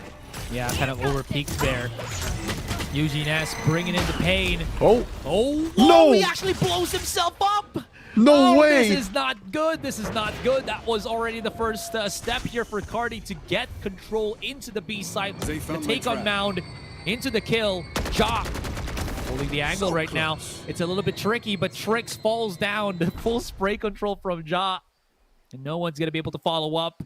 Carti with 2 of these losses lose those important map controls into B, into C.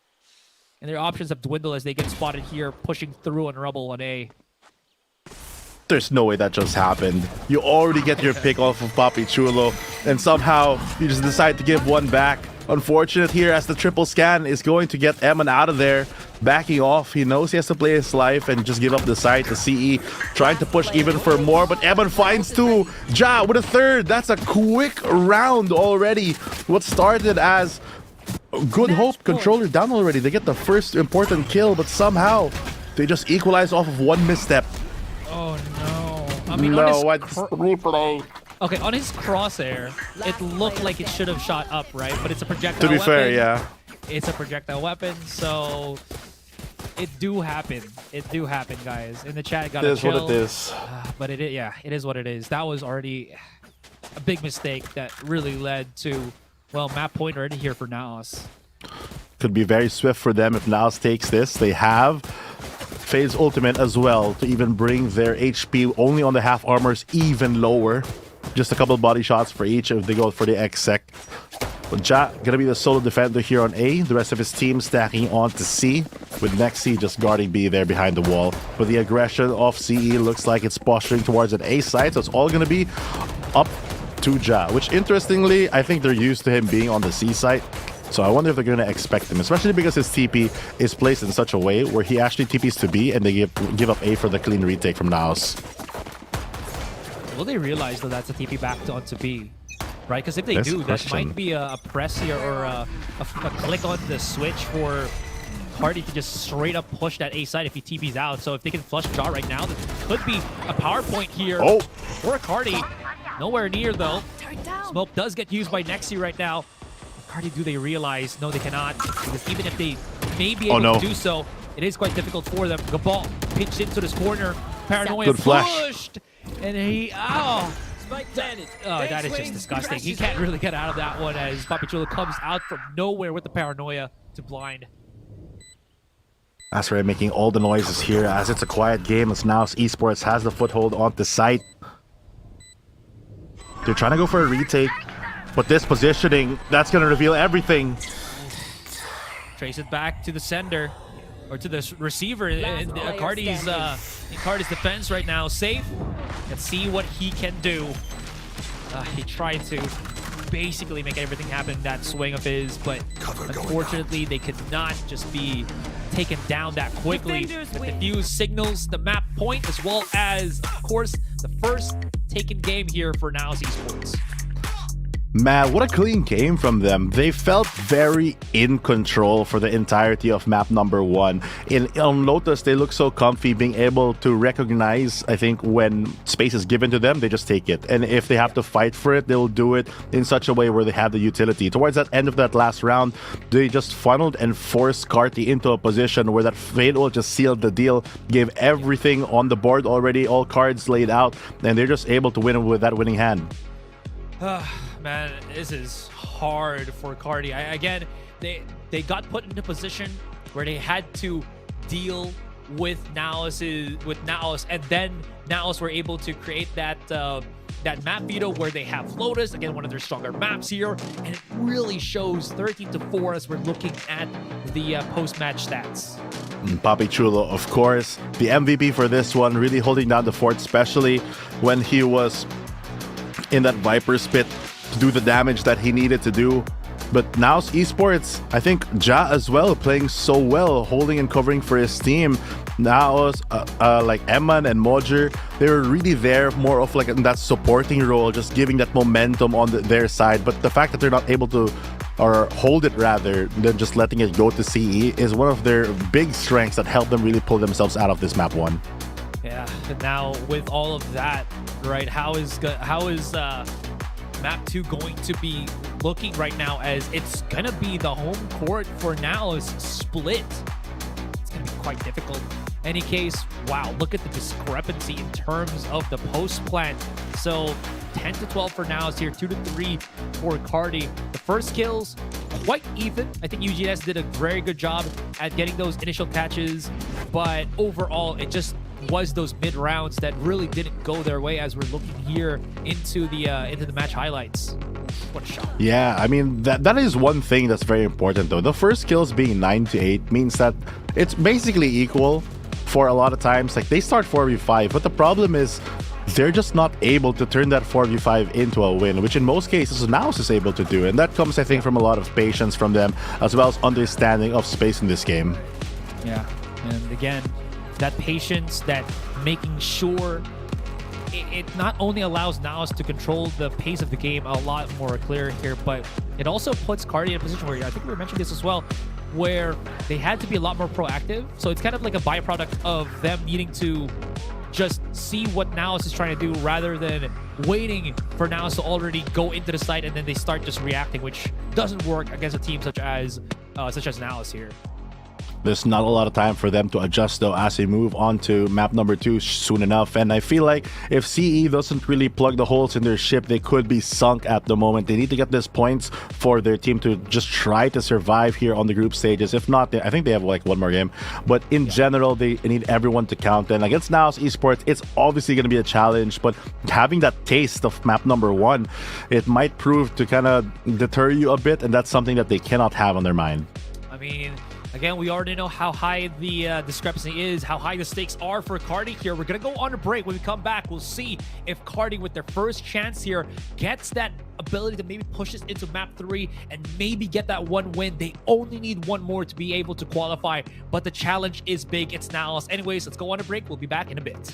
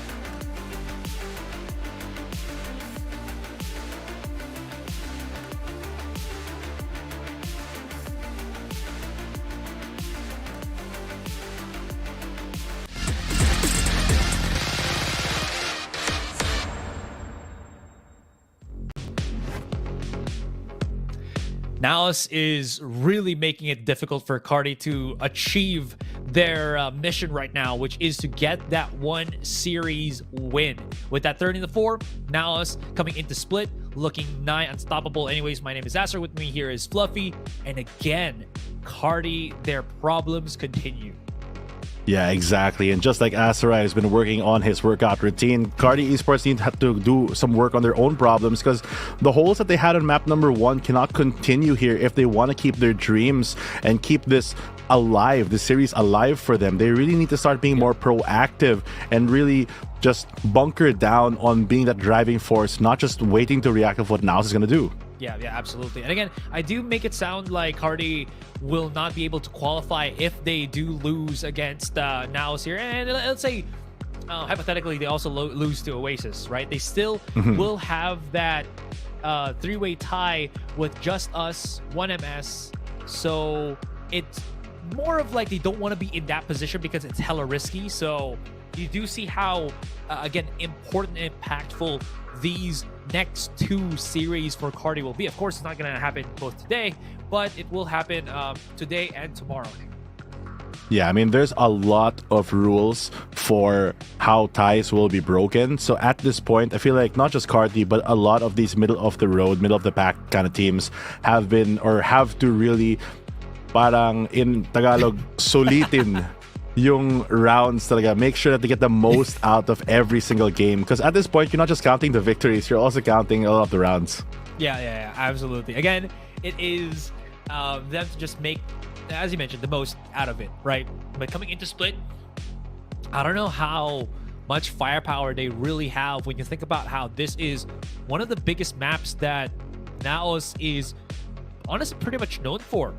I'm looking into the records right now, and they have never lost a split game ever since they started week 1 here.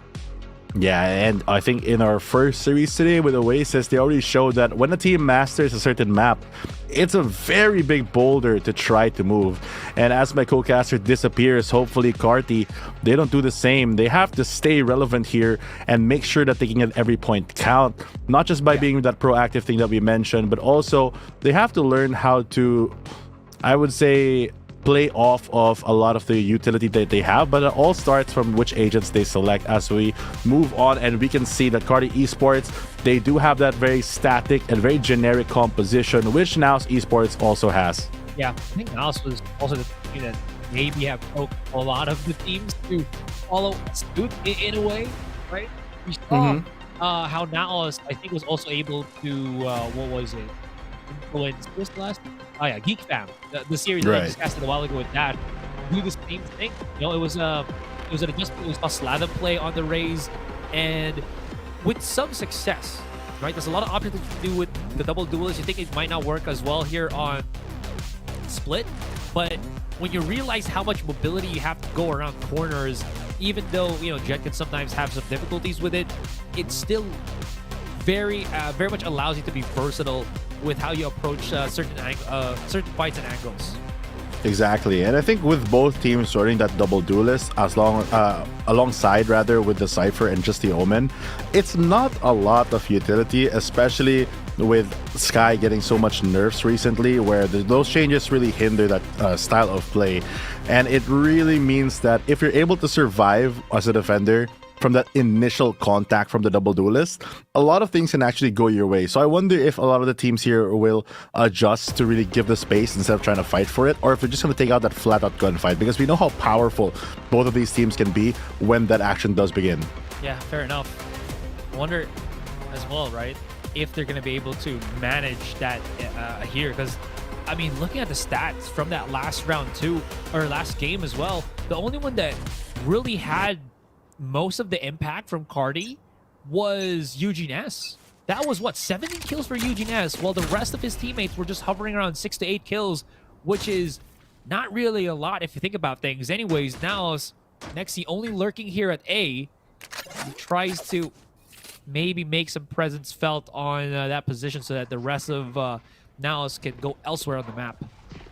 Very interesting decision here from Carti to leave B main open though. They only have the camera contact for that, prioritizing mid control instead. Next you're gonna walk into the hands, but maybe this is the downside of leaving that open. Outside of the camera, they can just walk into this, not expecting a lot of utility, but here comes the push in from NAOS Esports to take a lot of control on this site. Yeah, again, this is not gonna get pinched out at all. Ja now pushing with T. Oh, that's gonna be a hurdy as Eugene S dashes away.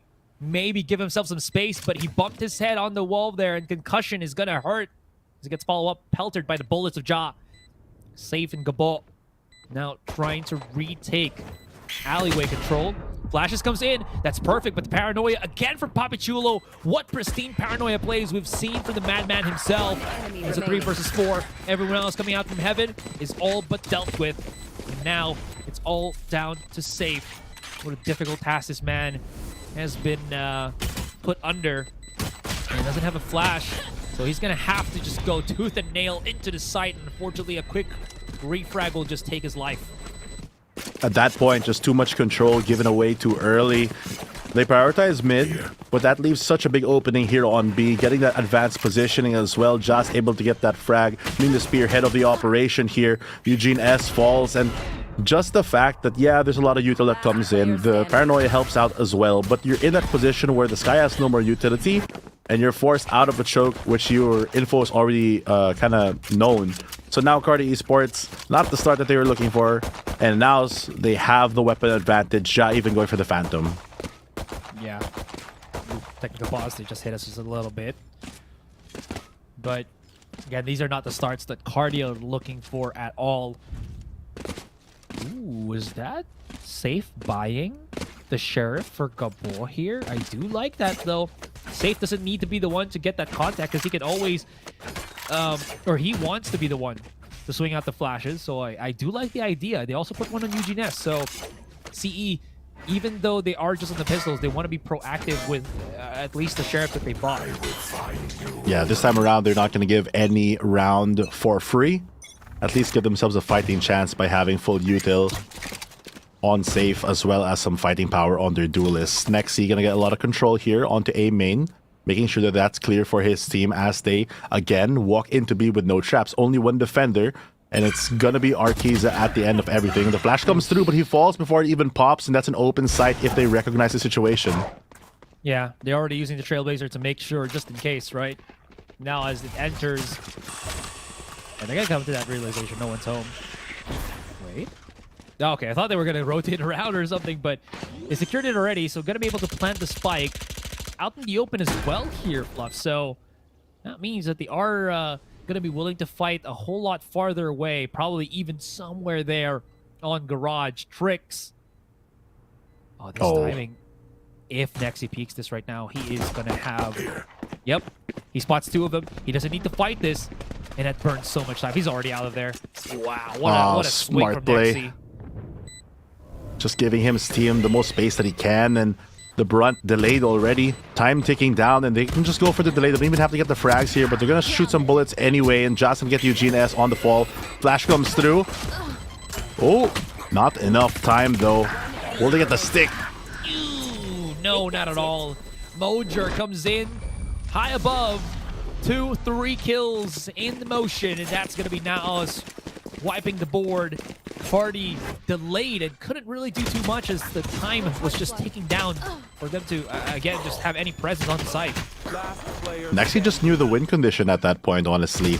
And I think that CE was aware of this early on, because even though they take B really quickly, both of the Sheriff duelists are still stuck at A, watching, waiting for Nexi to creep up. Then they double up on mid as well to try to get a punish off of him. But as he backs off, they realize they don't have the time to really deal from this. And now it's Esports, they're going to change up the pace a bit. This time around, going to use those cages to try to cross, but Mojer takes some damage on the way.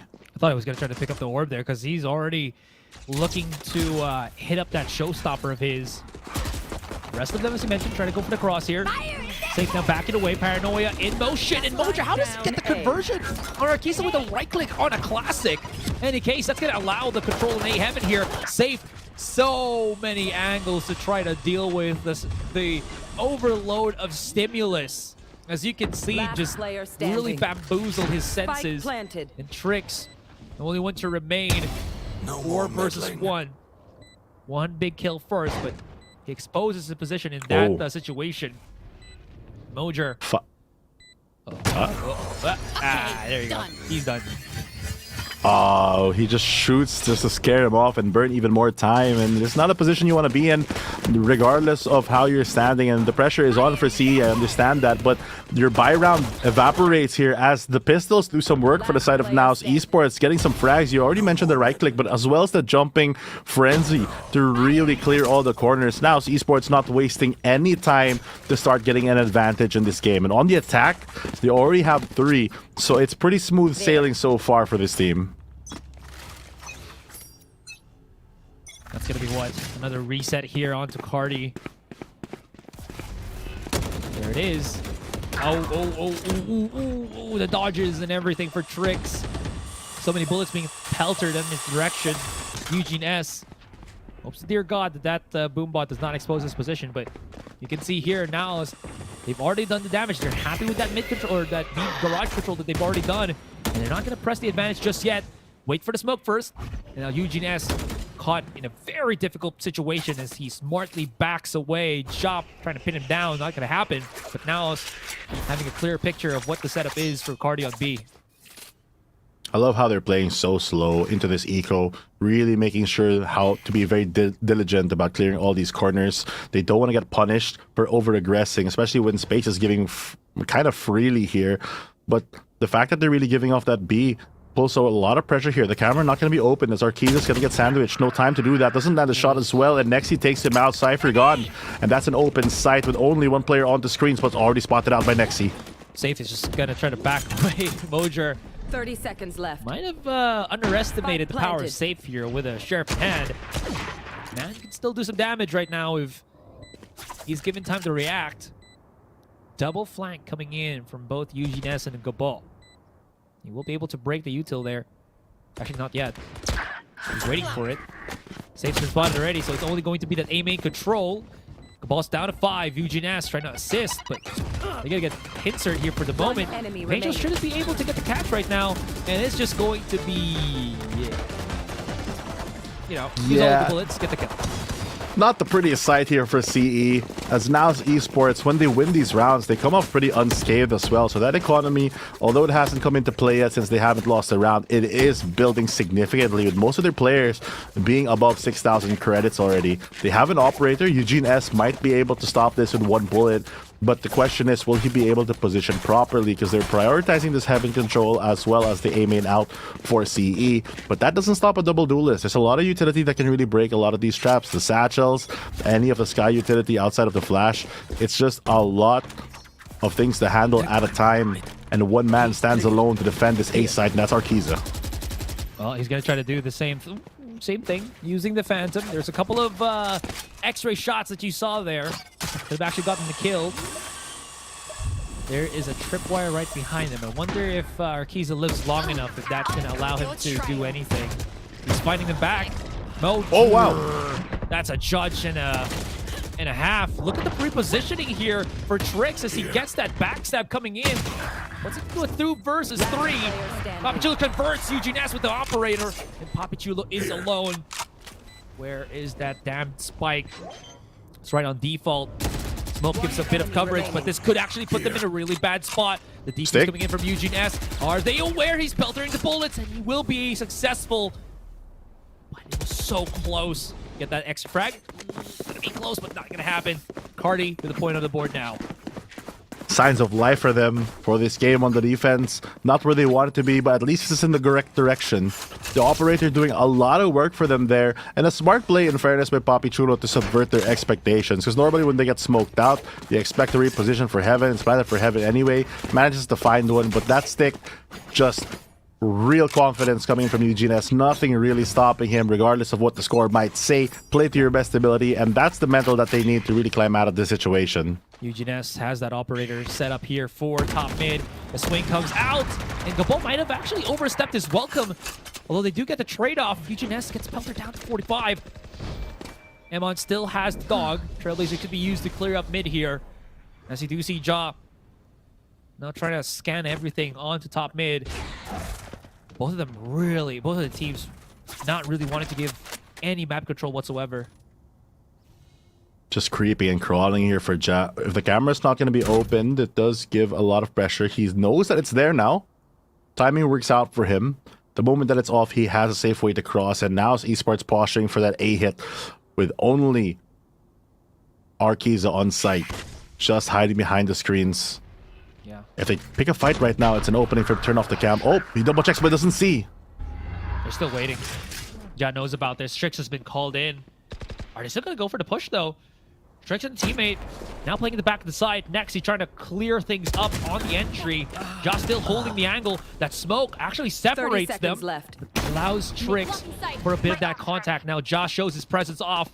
It's only Trix here. Spike has to get planted in about 20 seconds, but I mean, they might not even need to do that because they've just cleared out both the other remaining players here of Carti. What a dissection here from NAOS Esports. Really getting the favorable angles after that initial contact. The patience game for them as well, knowing that they can take the side. I was a bit worried that they just waited too long and gave CE the opportunity to really go for a faster retake and clump up together. But still, the fact that they had no noise and they're so open since the Cypher util is only on A, they have to watch mid. The defenders just too far and they have to scramble to really go for it because once that hit is confirmed, it comes off really fast from NAOS Esports. Blade now used here by Eugene S. Wonder if he's going to try to go hyper aggressive outside B main. Mojo, I think he's just gotten better and better with this judge. Every single time that we play with, or that we watch them play, he's always just able to create such big openings. And hold on, I think I'm having my own tech issues once again. Try to fix it in give me a couple of seconds here. Well, right now the location revealed on to Ja as he does get spotted out by this camera. Very difficult situation, a standoff here on Heaven as he tried to take more control on this attacking half, but a very long pause for them with less than a minute remaining. Now Esports have to start making their own set of proactive moves.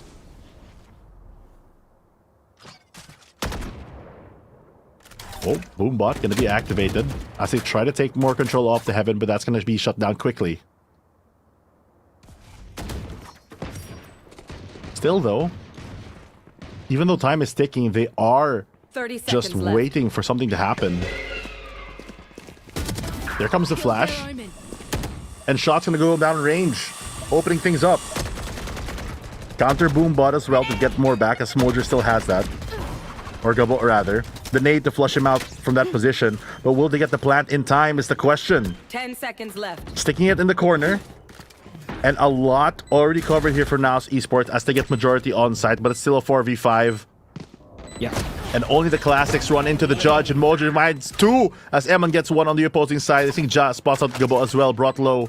Not much that he can do in this position. NAOS Esports, they can smell him, they want a taste, and they get the whole bite as they take another round here. A very comfortable 6 rounds for the attacking half of NAOS Esports so far. Oh, I saw everything happen. Not really though, but I mean, again, I hope that I'm getting heard right now. Am I, is my voice responsive or is my time to talk responsive? I believe so. All right, perfect.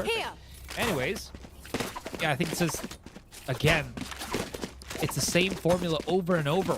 There is that one step behind that we saw Carti. They can get some of these kills, but it hasn't really converted. Now, a bigger problem is arising right now, Fluff. Talk about how Eugene S was getting 17 kills in that last game. Now he's just down to 2. Presence not definitely felt at all, but Carti still not willing to give up any map control here. The ball backs away, wants to go in for the fight right now. He does have safe with him. They could have some presence here as they go in for the swing. He has to flash for his teammate, but they knew that Gabal was pocketed somewhere. They pelted the shots, and he cannot escape. 2 more. Safe flashes right out. Could not go for the full blind, and UGS wants to go for the conversion, but unfortunately, it backfires and explodes right in his face. Could go for the heal. Mojer chases down. Could not get the kill. My God! And safe. He does not want to go for the fight against somebody who's holding the judge at that particular distance. Forced to back off here as NAOS gets control towards the mid. They're going to pivot themselves to go for the B side off that neural theft, making sure that they have control. Tricks fell back, so that's going to be space already given for free, and it's pushed back even more. Still has the paranoia to work with as the rounds do come up, as well as that one dark cover to work with. But Arkiza runs into the hands of Mojer, and save falls as well. The judge finally shut down, but that's location already given. Information shut for Tricks, and that is going to be the end of it as Papi Chulo closes things out. 1-7, and NAOS is flying. Yeah.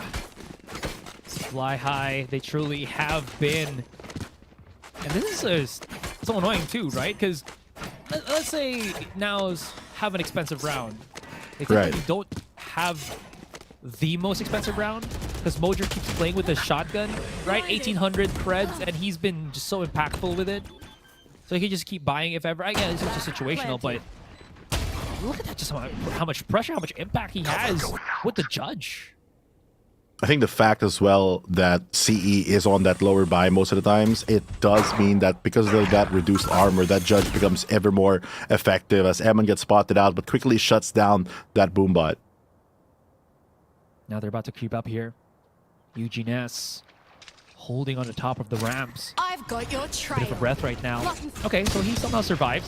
Tripwire, not actually going to trip up Ja, who actually just goes straight into the side Mojer too. Able to clear things up right now. Seekers, and I love how he just pockets himself right there, but immediately Elmon follows up. He's already used one of the guiding lights, not gonna use the other one.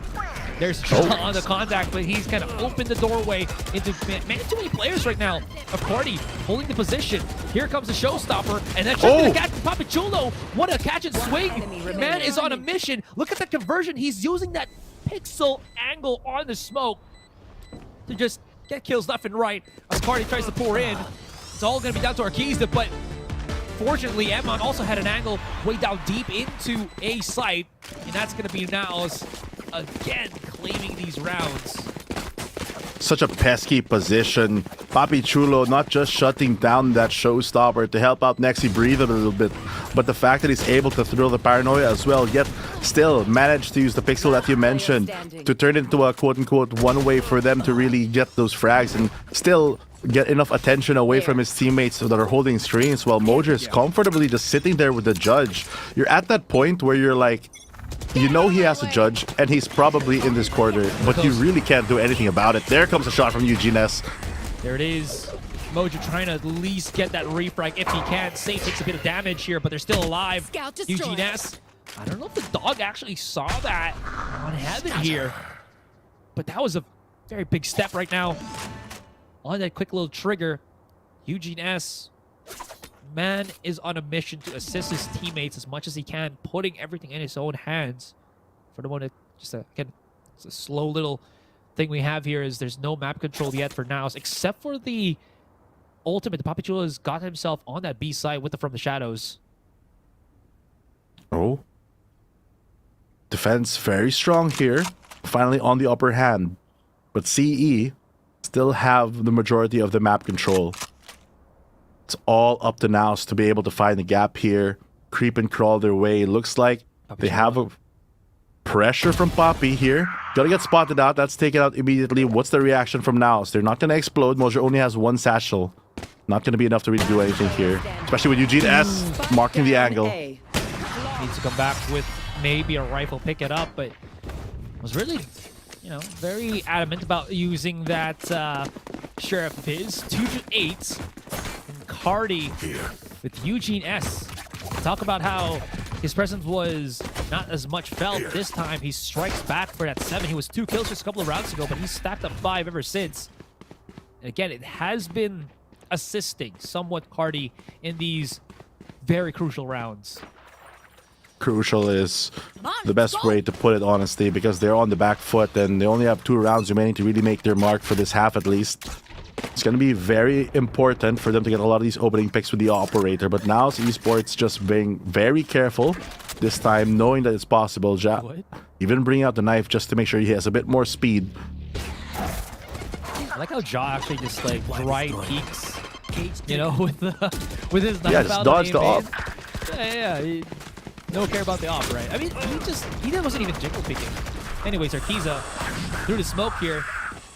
He's gonna get spotted there, but No chase to be had here for NAOS. They've already pretty happy with how they've already gotten the control onto the site itself. They also find a Gabal. That's a step in the right direction. Ja now pincering, excuse me, or Kiza. Well, Kiza's not going to get excused. 3 players remaining right now for Carti. It's all about that heavy control. Eugene S aware of the flank to happen, but that also leaves his teammate with not really a lot of firepower to just retake that A main position. And now it's all down to Safe. Smoke does separate him and Papichulo, and Safe converting. 2 kills already. They're waterfalling. Now, where's that spike? Where's that spike? There's that damn spike. It's the back of the site. He's got a couple of seconds right now. 5 bullets only. They're jumping around, making sure he's not even on tap. And he hasn't even halved it. This is just horrible. Conversion with the flick, not going to happen. 4 kills for Safe, but it just fell a little bit short. That's going to be 9-2 for NAOS. Last round in the half. Strong half for them so far, and a glimmer of hope coming in from CE to almost snatch that away, but the momentum not going to be stopped as NAOS Esports are able to recover.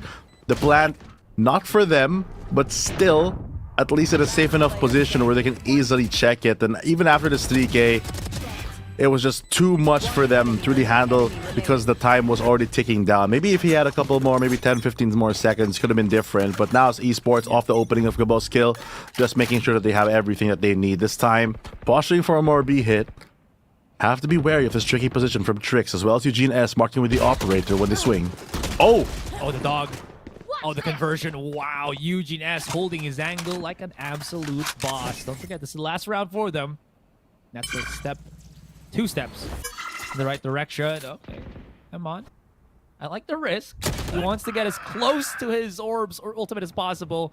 And then out of nowhere, now it's just lose all composure here and start falling down. Trix. He's going to get checked or not. Looks like no. Look at everybody here from NAOS. They're looking right in front of them, right on the side. One more. Maybe get a stab. Nah, just give Eugene it to 4K, and that's going to be that for the first half. At least they're going into the next half with a bit of high spirits as they get that round, and this time around it's their chance to really prove their worth because CE really need to start climbing this mountain. But the previous round though, Eugene S going big has the opening 2 as well as the Blade Storm. Trix playing that position almost as an insurance policy in case that kill went awry. Still though, a long ways away to equalize the situation, but it's the hopes and dreams of CE to make their mark in their few remaining games that they do have. It all starts here on Split as they are positioning towards this B site with 2 players from the NAOS Esports going to try to defend this. We'll have to see how this goes. You're absolutely right. It's a huge happy round for Carti. Carti right now.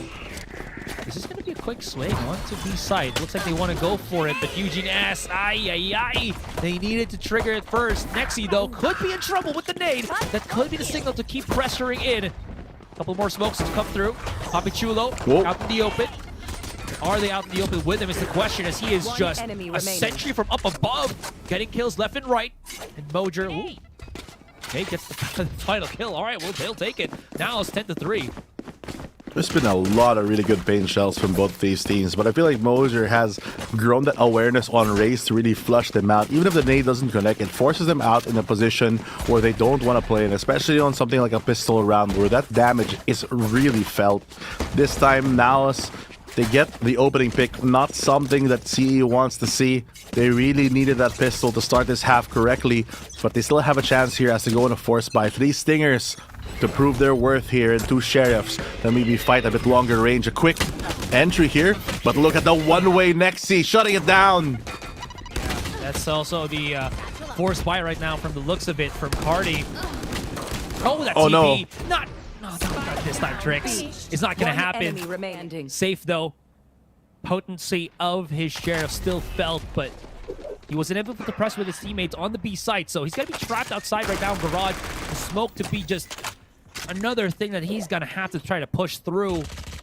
And everything just crumbling here from Carti as NAOS. They got everything. Spike, 3 players, site control, safe.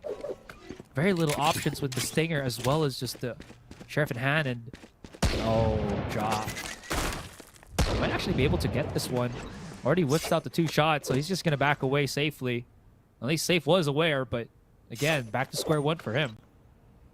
Look at how NAOS is playing. They're not going to go for the greed here.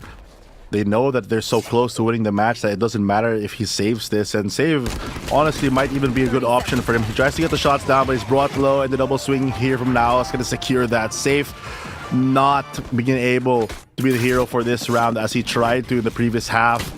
But that all started because of a disastrous entry here. The TP, after getting caught off a one-way, just 2 players deleted from the situation, and that's a costly force. Carti Esports gonna have the sheriffs yet again. This is... I mean, let's be honest, this is a very, very sticky situation here for Carti. How can they get out of this one? At least they do have some, you know, some money to be splurging, I guess, on this cheap buy. Shields and sheriffs can go a long way. Forgot Mojer. Ooh. For the anti-flash. Yeah. Emma could be in a bad spot here. Mojer only just being able to pick the one. Eugene S. Ow! The spams through the smoke. I mean, if you have 10 HP and the pellets just do like 2 a piece, I mean, you do the math. That is still not a good time for them. Still, though, it's a 1-for-1 trade, and Carti, I have this bike. Itty-bitty opening. Again, just a little bit of pause before we do hit another run here for Carti. The thing is, now their traps already set up here to defend A, or at least give early information as they stumble on in. They can afford to really reposition their players onto B, but I'm sure sooner or later, off the contact of Ja, they will, I don't think it's too far to hear actually, but they will get signaled to go for the rotate, and that might spell trouble as Ja already finds 2 on the opening.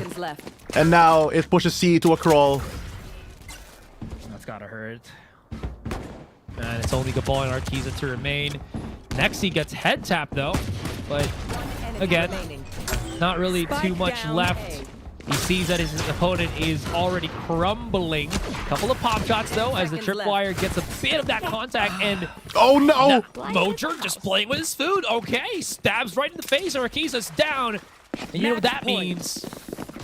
It is going to be match point, a series point right now for NAOS. What a way to get to it too.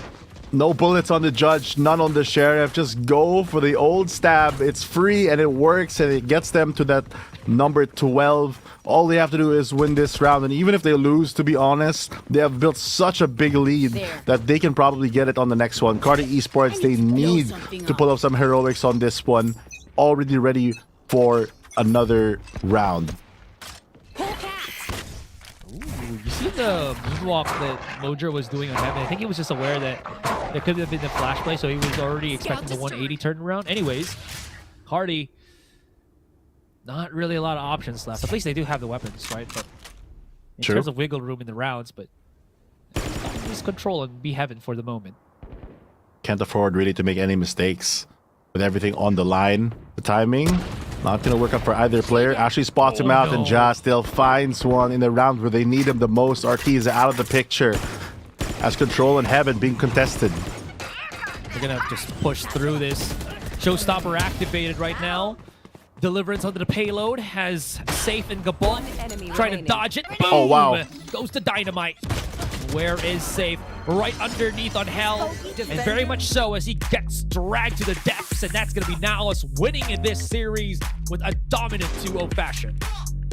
Look how calm and collected NAOS Esports is. Just another day of work here for them. The top team showing the reason why they're the top dog, and it really comes because their bite on split is one of those that you just have to recover from. CE not being able to be in that position where they can really do anything about it, but hopefully that was enough to keep them moving forward. Yeah, I mean, again, just almost undefeated. You know, we had that one blemish round on Zol Esports, but everything after that was just clear cut here for now. So if ever we're gonna have, let's say, again, a tiering system or a how do you say that? That bracketing on if they have a better position in the brackets, they definitely will be able to get that. Honestly, with how big their performance has been here. Any case, Carti, they have one more shot to get qualified. If not, they get hit by that tiebreaker. Anyways, we're going to discuss that later on as the post-match stats are now here right in front of you guys.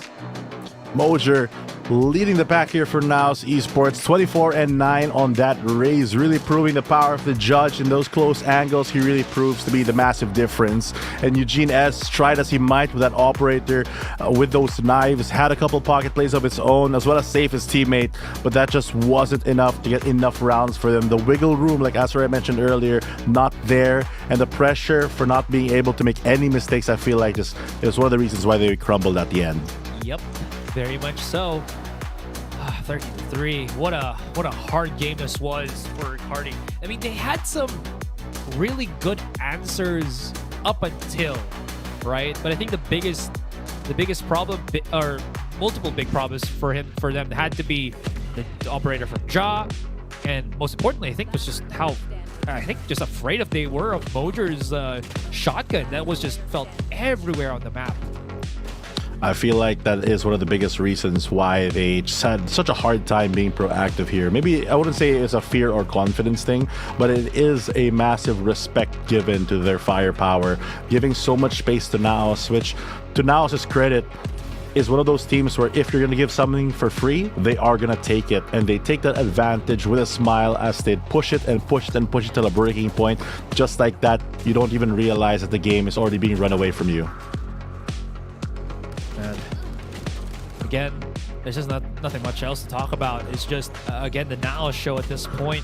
Who can really bring this team to their knees is the question here, because they looked unstoppable. Everything was just working in their favor right now. They have so many options. They have so many swords and shields to use in this particular tournament of ours here at Split 1. In any case, again, NAOS undefeated. Carti, one more shot before they get pushed into those tiebreaker situation. A very quick 2-0 here for NAOS Esports, and honestly well deserved. The proficiency of their space, as well as the fact that they are willing to recognize a lot of situations where they can take an advantage, and how quickly they do it together, backed up from obviously their aim, has really proved to be a lethal combination here, as CE struggled to really close any round out. It feels like at times that NAOS had some kind of hacks where they knew where people were. They didn't really waste time checking, just because that they had that process of elimination going, really taking the driver foot in that situation. CE, on the other hand, had a very difficult time, but at the end of the day, that is the end of today. It's going to be me and Asray again, and we're going to get some more thoughts on the panel. Kaya ko din yun. Kaya ko din yun, Tenyo. Paano? Yun! Oh, di ba? May river ako dito eh. Salamat, one tap. Lupit eh. Galing. Nakahalata mo kanina na nag-e-enjoy na talaga tong NAOS no, Riri? Parang nilalabasan nila yung judge, yung outlaw, kung ano-anong baril yung ginagamit, nakasaksak pa nga. Parang nakompleto nila yung listahan ng baril, pero gumagana pa rin in their favor. Basang-basa nila yung CE kanina. Map veto pa lang, alam naman natin that NAOS has its full mastery talaga eh. Kung umabot ng icebox yun, maybe it would have been different, pero talagang kita mo naman on the first map itself pa lang, ibang-iba na kagad. And I think sobrang at this point, masabi ko na talaga na yung NAOS, lahat ng mga mistakes nila on the previous year, na plansya na nila ngayon. And I'm proud to see them growing pa dito mismo sa VCTPH. Yeah. There was not a lot of Lotus plays na nakita natin sa NAOS Esports from the map pool na kinukuha nila madalas. And Carti Esports, alam naman natin, ito yung one of their favorites. Pero still, NAOS talagang mas on the top talaga sila talaga ngayon. Ito yung form talaga nila ever since. Kahit nga nung simula pa lang nung tournament natin, ang lakas na talaga ng NAOS. Sobrang lakas talaga. And ang nakakatuwa pa, akala nga natin parang sobrang magiging mabagal tong series na to. Kasi nung nandun pa lang tayo sa Lotus, very slow and steady wins the race yung peg dito ng NAOS Dash. Pero nung pumunta tayo sa split, hindi na talaga yun yung tema. Alam mo, na-realize nila na, you know what, parang kayang-kaya nating i-control tong match na to. Talagang pinabilis nila yung game na yun. Yun nga, sinabi nyo nga kanina, naglabas na nga sila ng kahit ngayon knife, nakakuha pa sila ng isa kanina. Yung judge, yung auto. Talagang confident sila. If yung mga players talaga brimming with confidence, lalo na sa isang game, makikita mo talaga doon sa game and nag-e-enjoy sila. Kaya yun, in-enjoy nila, tinapos nila agad. Oh, talagang praktisado din kasi talaga ng NAOS. I think so far, looking at the games right now, mga magagaling talaga sa split ay sila together with Oasis. And in-impress din ako ng JustUs. So talagang lahat sila ngayon may surprise pang pwedeng ipakita sa atin dito lamang sa split map.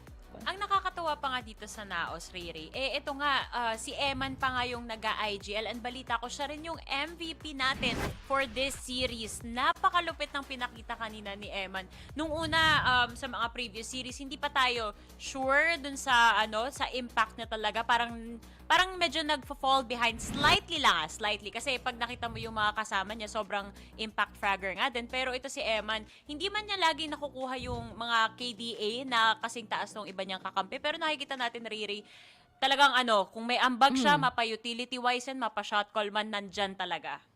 And this is the Eman that really wanted to improve, diba? Going in nga sa VCT Pacific, napunta nga siya muli dito sa regionals which is going to be in the Philippines. Ina-expect ko na sana talaga madala niya yung mga kwento, dinala niya yung mga natutunan niya dito lamang mismo. And to see him actually getting that IGL, kahit maraming mga kuya sa team mismo, nagaganapan yung role niya properly. So I'm happy to see that he's really well improved. Yeah, and as a utility man din for the team, hindi talaga siya magpapatalo every time na nakikipaglaban sila. Kukuha lagi siya ng isang kill bago siya mamatay. Tama, di ba? I got mine, where's yours? Parang ganun yung mga calls niyan siguro.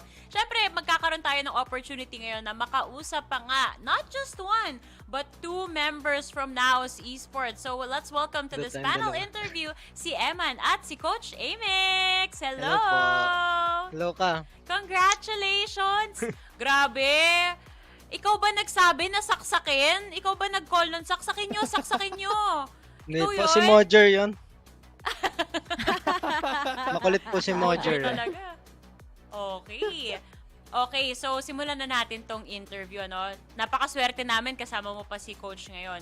Una sa lahat, kamusta yung pag-IGL na role mo ngayon? Balita, kasi kinuwento ni Ja last time na yun yung position na naibigay sa'yo. So how is it working with the rest of the team? Lalo na ikaw pa yung bago pa man din dyan. Okay naman yung transition. Tapos, tsaka yung teammates ko din kasi, tinutulungan talaga nila ako. Lalo na si Coach Amix. Sobrang laking tulong sa akin, kaya mas madali yung buhay ko po, ganun. Ay, ganun ba? Pwede bang makausap ko saglit si Coach Amix? Hello. Hi, Coach Amix! Hello Coach po. Amix, di naman tayo naririnig ni Eman, no? Sa atin lang, sabihin sa kanya. Anong masasabi mo sa shot call niya? Okay ba siyang IGL? Grabe siya mag-IGL, yun lang masasabi ko sa kanya. Basta niya lahat. Pag one agent lang, alam niya na kaagad kung anong gagawin. Ganon siya. Grabe yun. Grabe nga Grabe. naman. Ikaw ba, Dash? Baka may gusto kang tanongin either sa kanilang dalawa. Ako kay Coach na lang rin yung tanong ko. Kasi dahil tapos na kayo sa mga games nyo, ang tanong ko na lang, dahil magba-brackets na tayo, sino yung gusto nyong makatapat dun sa bracket na yon? Gusto? Actually, wala in particular. Wala akong parang nilulooking forward ma-face against. I have no enemies. Mas gusto ko mag-focus na lang sa amin na lang muna. Parang ganun. That's a really good mindset. Yes. Ray, let's go. Hello, Coach. Hello, Alaska Hello. man. Si Shopaw man na ako. Ay, Shopaw man na. Iba na. Eto, dadagdag ko lang yung tanong ni Dash, tas may isa pa akong question. Pero dun mo tayo sa isa. May surprise pa ba kayo sa amin going into playoffs? May bago pa ba na mangyayari pagdating sa NAOS performance? Yes, marami kaming surprise na parating. Kumbaga sa libro, may 5,000 pages na papakita. Sheesh! Mahirap basahin yun. 500,000 pages. Mahirap basahin yun, guys. Grabe nga naman. Pero syempre, inu-look forward ko yan. Ang next question ko naman, sinong pinaka-favorite player mo? Aside from syempre sa mga kino-coach mo dyan, coach sa NAOS sino sa tingin mo yung nagsi-step up na player sa ibang mga team sa nakalaban nyo dito lamang sa regular season ng VCTPH? Sa kalaban. Okay. Step up. Sa mga kalaban. Siguro masabi ko si Patman.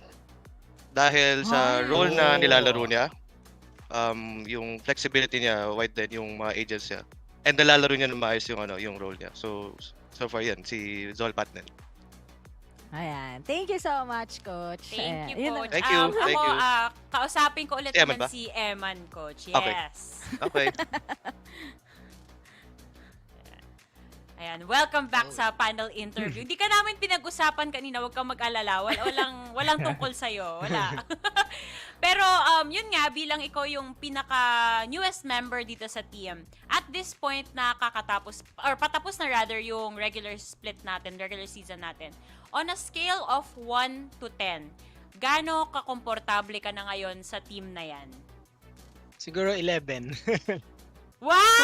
Pero after 1 week lang ng prac siguro, komportable na rin talaga ako sa kanila.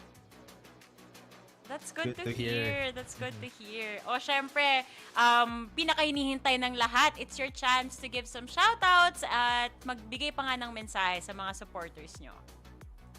Gusto ko lang magpasalamat sa unang-una syempre sa mga NAOS supporter, tsaka syempre sa mga boss namin, and especially sa girlfriend ko and sa family niya na laging nakasupport sa akin. Kay Raya. Hello, Raya. Hello, I'm kinilig.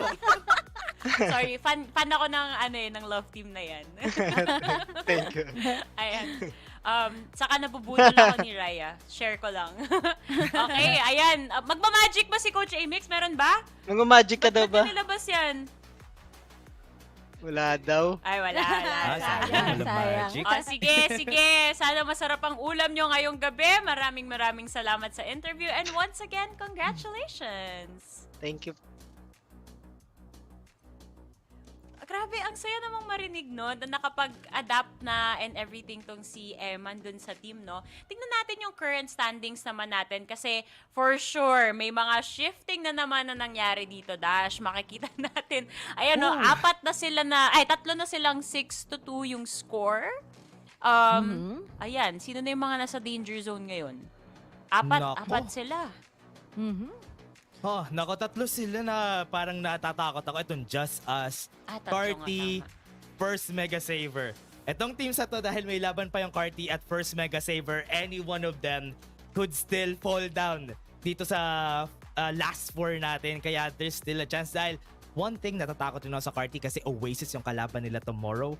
First Mega Saver, old stinky cat naman yung kalaban nila tomorrow. Riri, ang hirap Grabe yung mga matchups bukas. It's a do or die sa mga teams natin. Kasi kung titignan mo yung top number 1 to 4, confirmed na yun eh. Wala na silang problema eh. Pero still alanganin pa rin yung JustUs together syempre with Carti Esports. But looking at JustUs stats naman, okay na to eh. I think they will just battle kung sino pa yung mga last 2 or 1 team na makakapasok papuntang playoffs. So talagang bakbakan pa din to. Pero syempre no, for First Mega Saver, this is a do or die tomorrow. So maybe good luck sa kanila kung anong mangyayari sa kanila together with Carti. Actually, yun nga eh. Depende kung saan mapunta yung game ng First Mega Saver. Yun na yung magiging deciding factor din kung pasok ba itong Carti Esports saka yung JustUs sa ating playoffs. Kasi nga, top 1 to 6 ang kukunin natin. Sabi nga ni Riri, top 4 natin na secure na 2 teams na lang ang hinihintay natin. And depende na lang talaga dito sa mga to kung anong gagawin nila bukas for our final day of the regular season. But in the meantime, guys, nais only namin magpasalamat sa Minesca Global, the official tournament organizer of VALORANT Challengers Philippines 2022, presented by PPGL, the biggest esports league in the country. Again, thank you very much to our official Super App Grab. Score Grab's lowest prices ever with up to 15% cheaper fares on Grab Car Saver delivery fees as low as 15 pesos with Grab Food Saver delivery and thousands of budget-friendly meals as low as 99 pesos with Grab Food Saver meals. Last but not the least, this tournament is officially sanctioned by the Games and Amusements Board. So hello po, Gab! Hello po sa Gab, hello po sa Grab, at hello po sa Mineski. Pero for now, goodbye muna sa panel because this has been Ray, Dash, and of course, Likeable signing out. Kita-kita ulit tayo bukas nang magkaalaman na sino ba ang aabot sa ating playoffs. VALORANT Challengers Philippines will return tomorrow. Bye! Good night!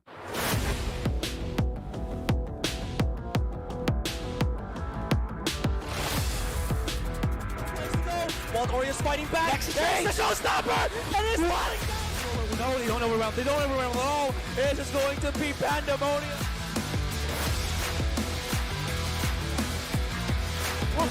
He spots out two. He spots out two! And Nico gets it!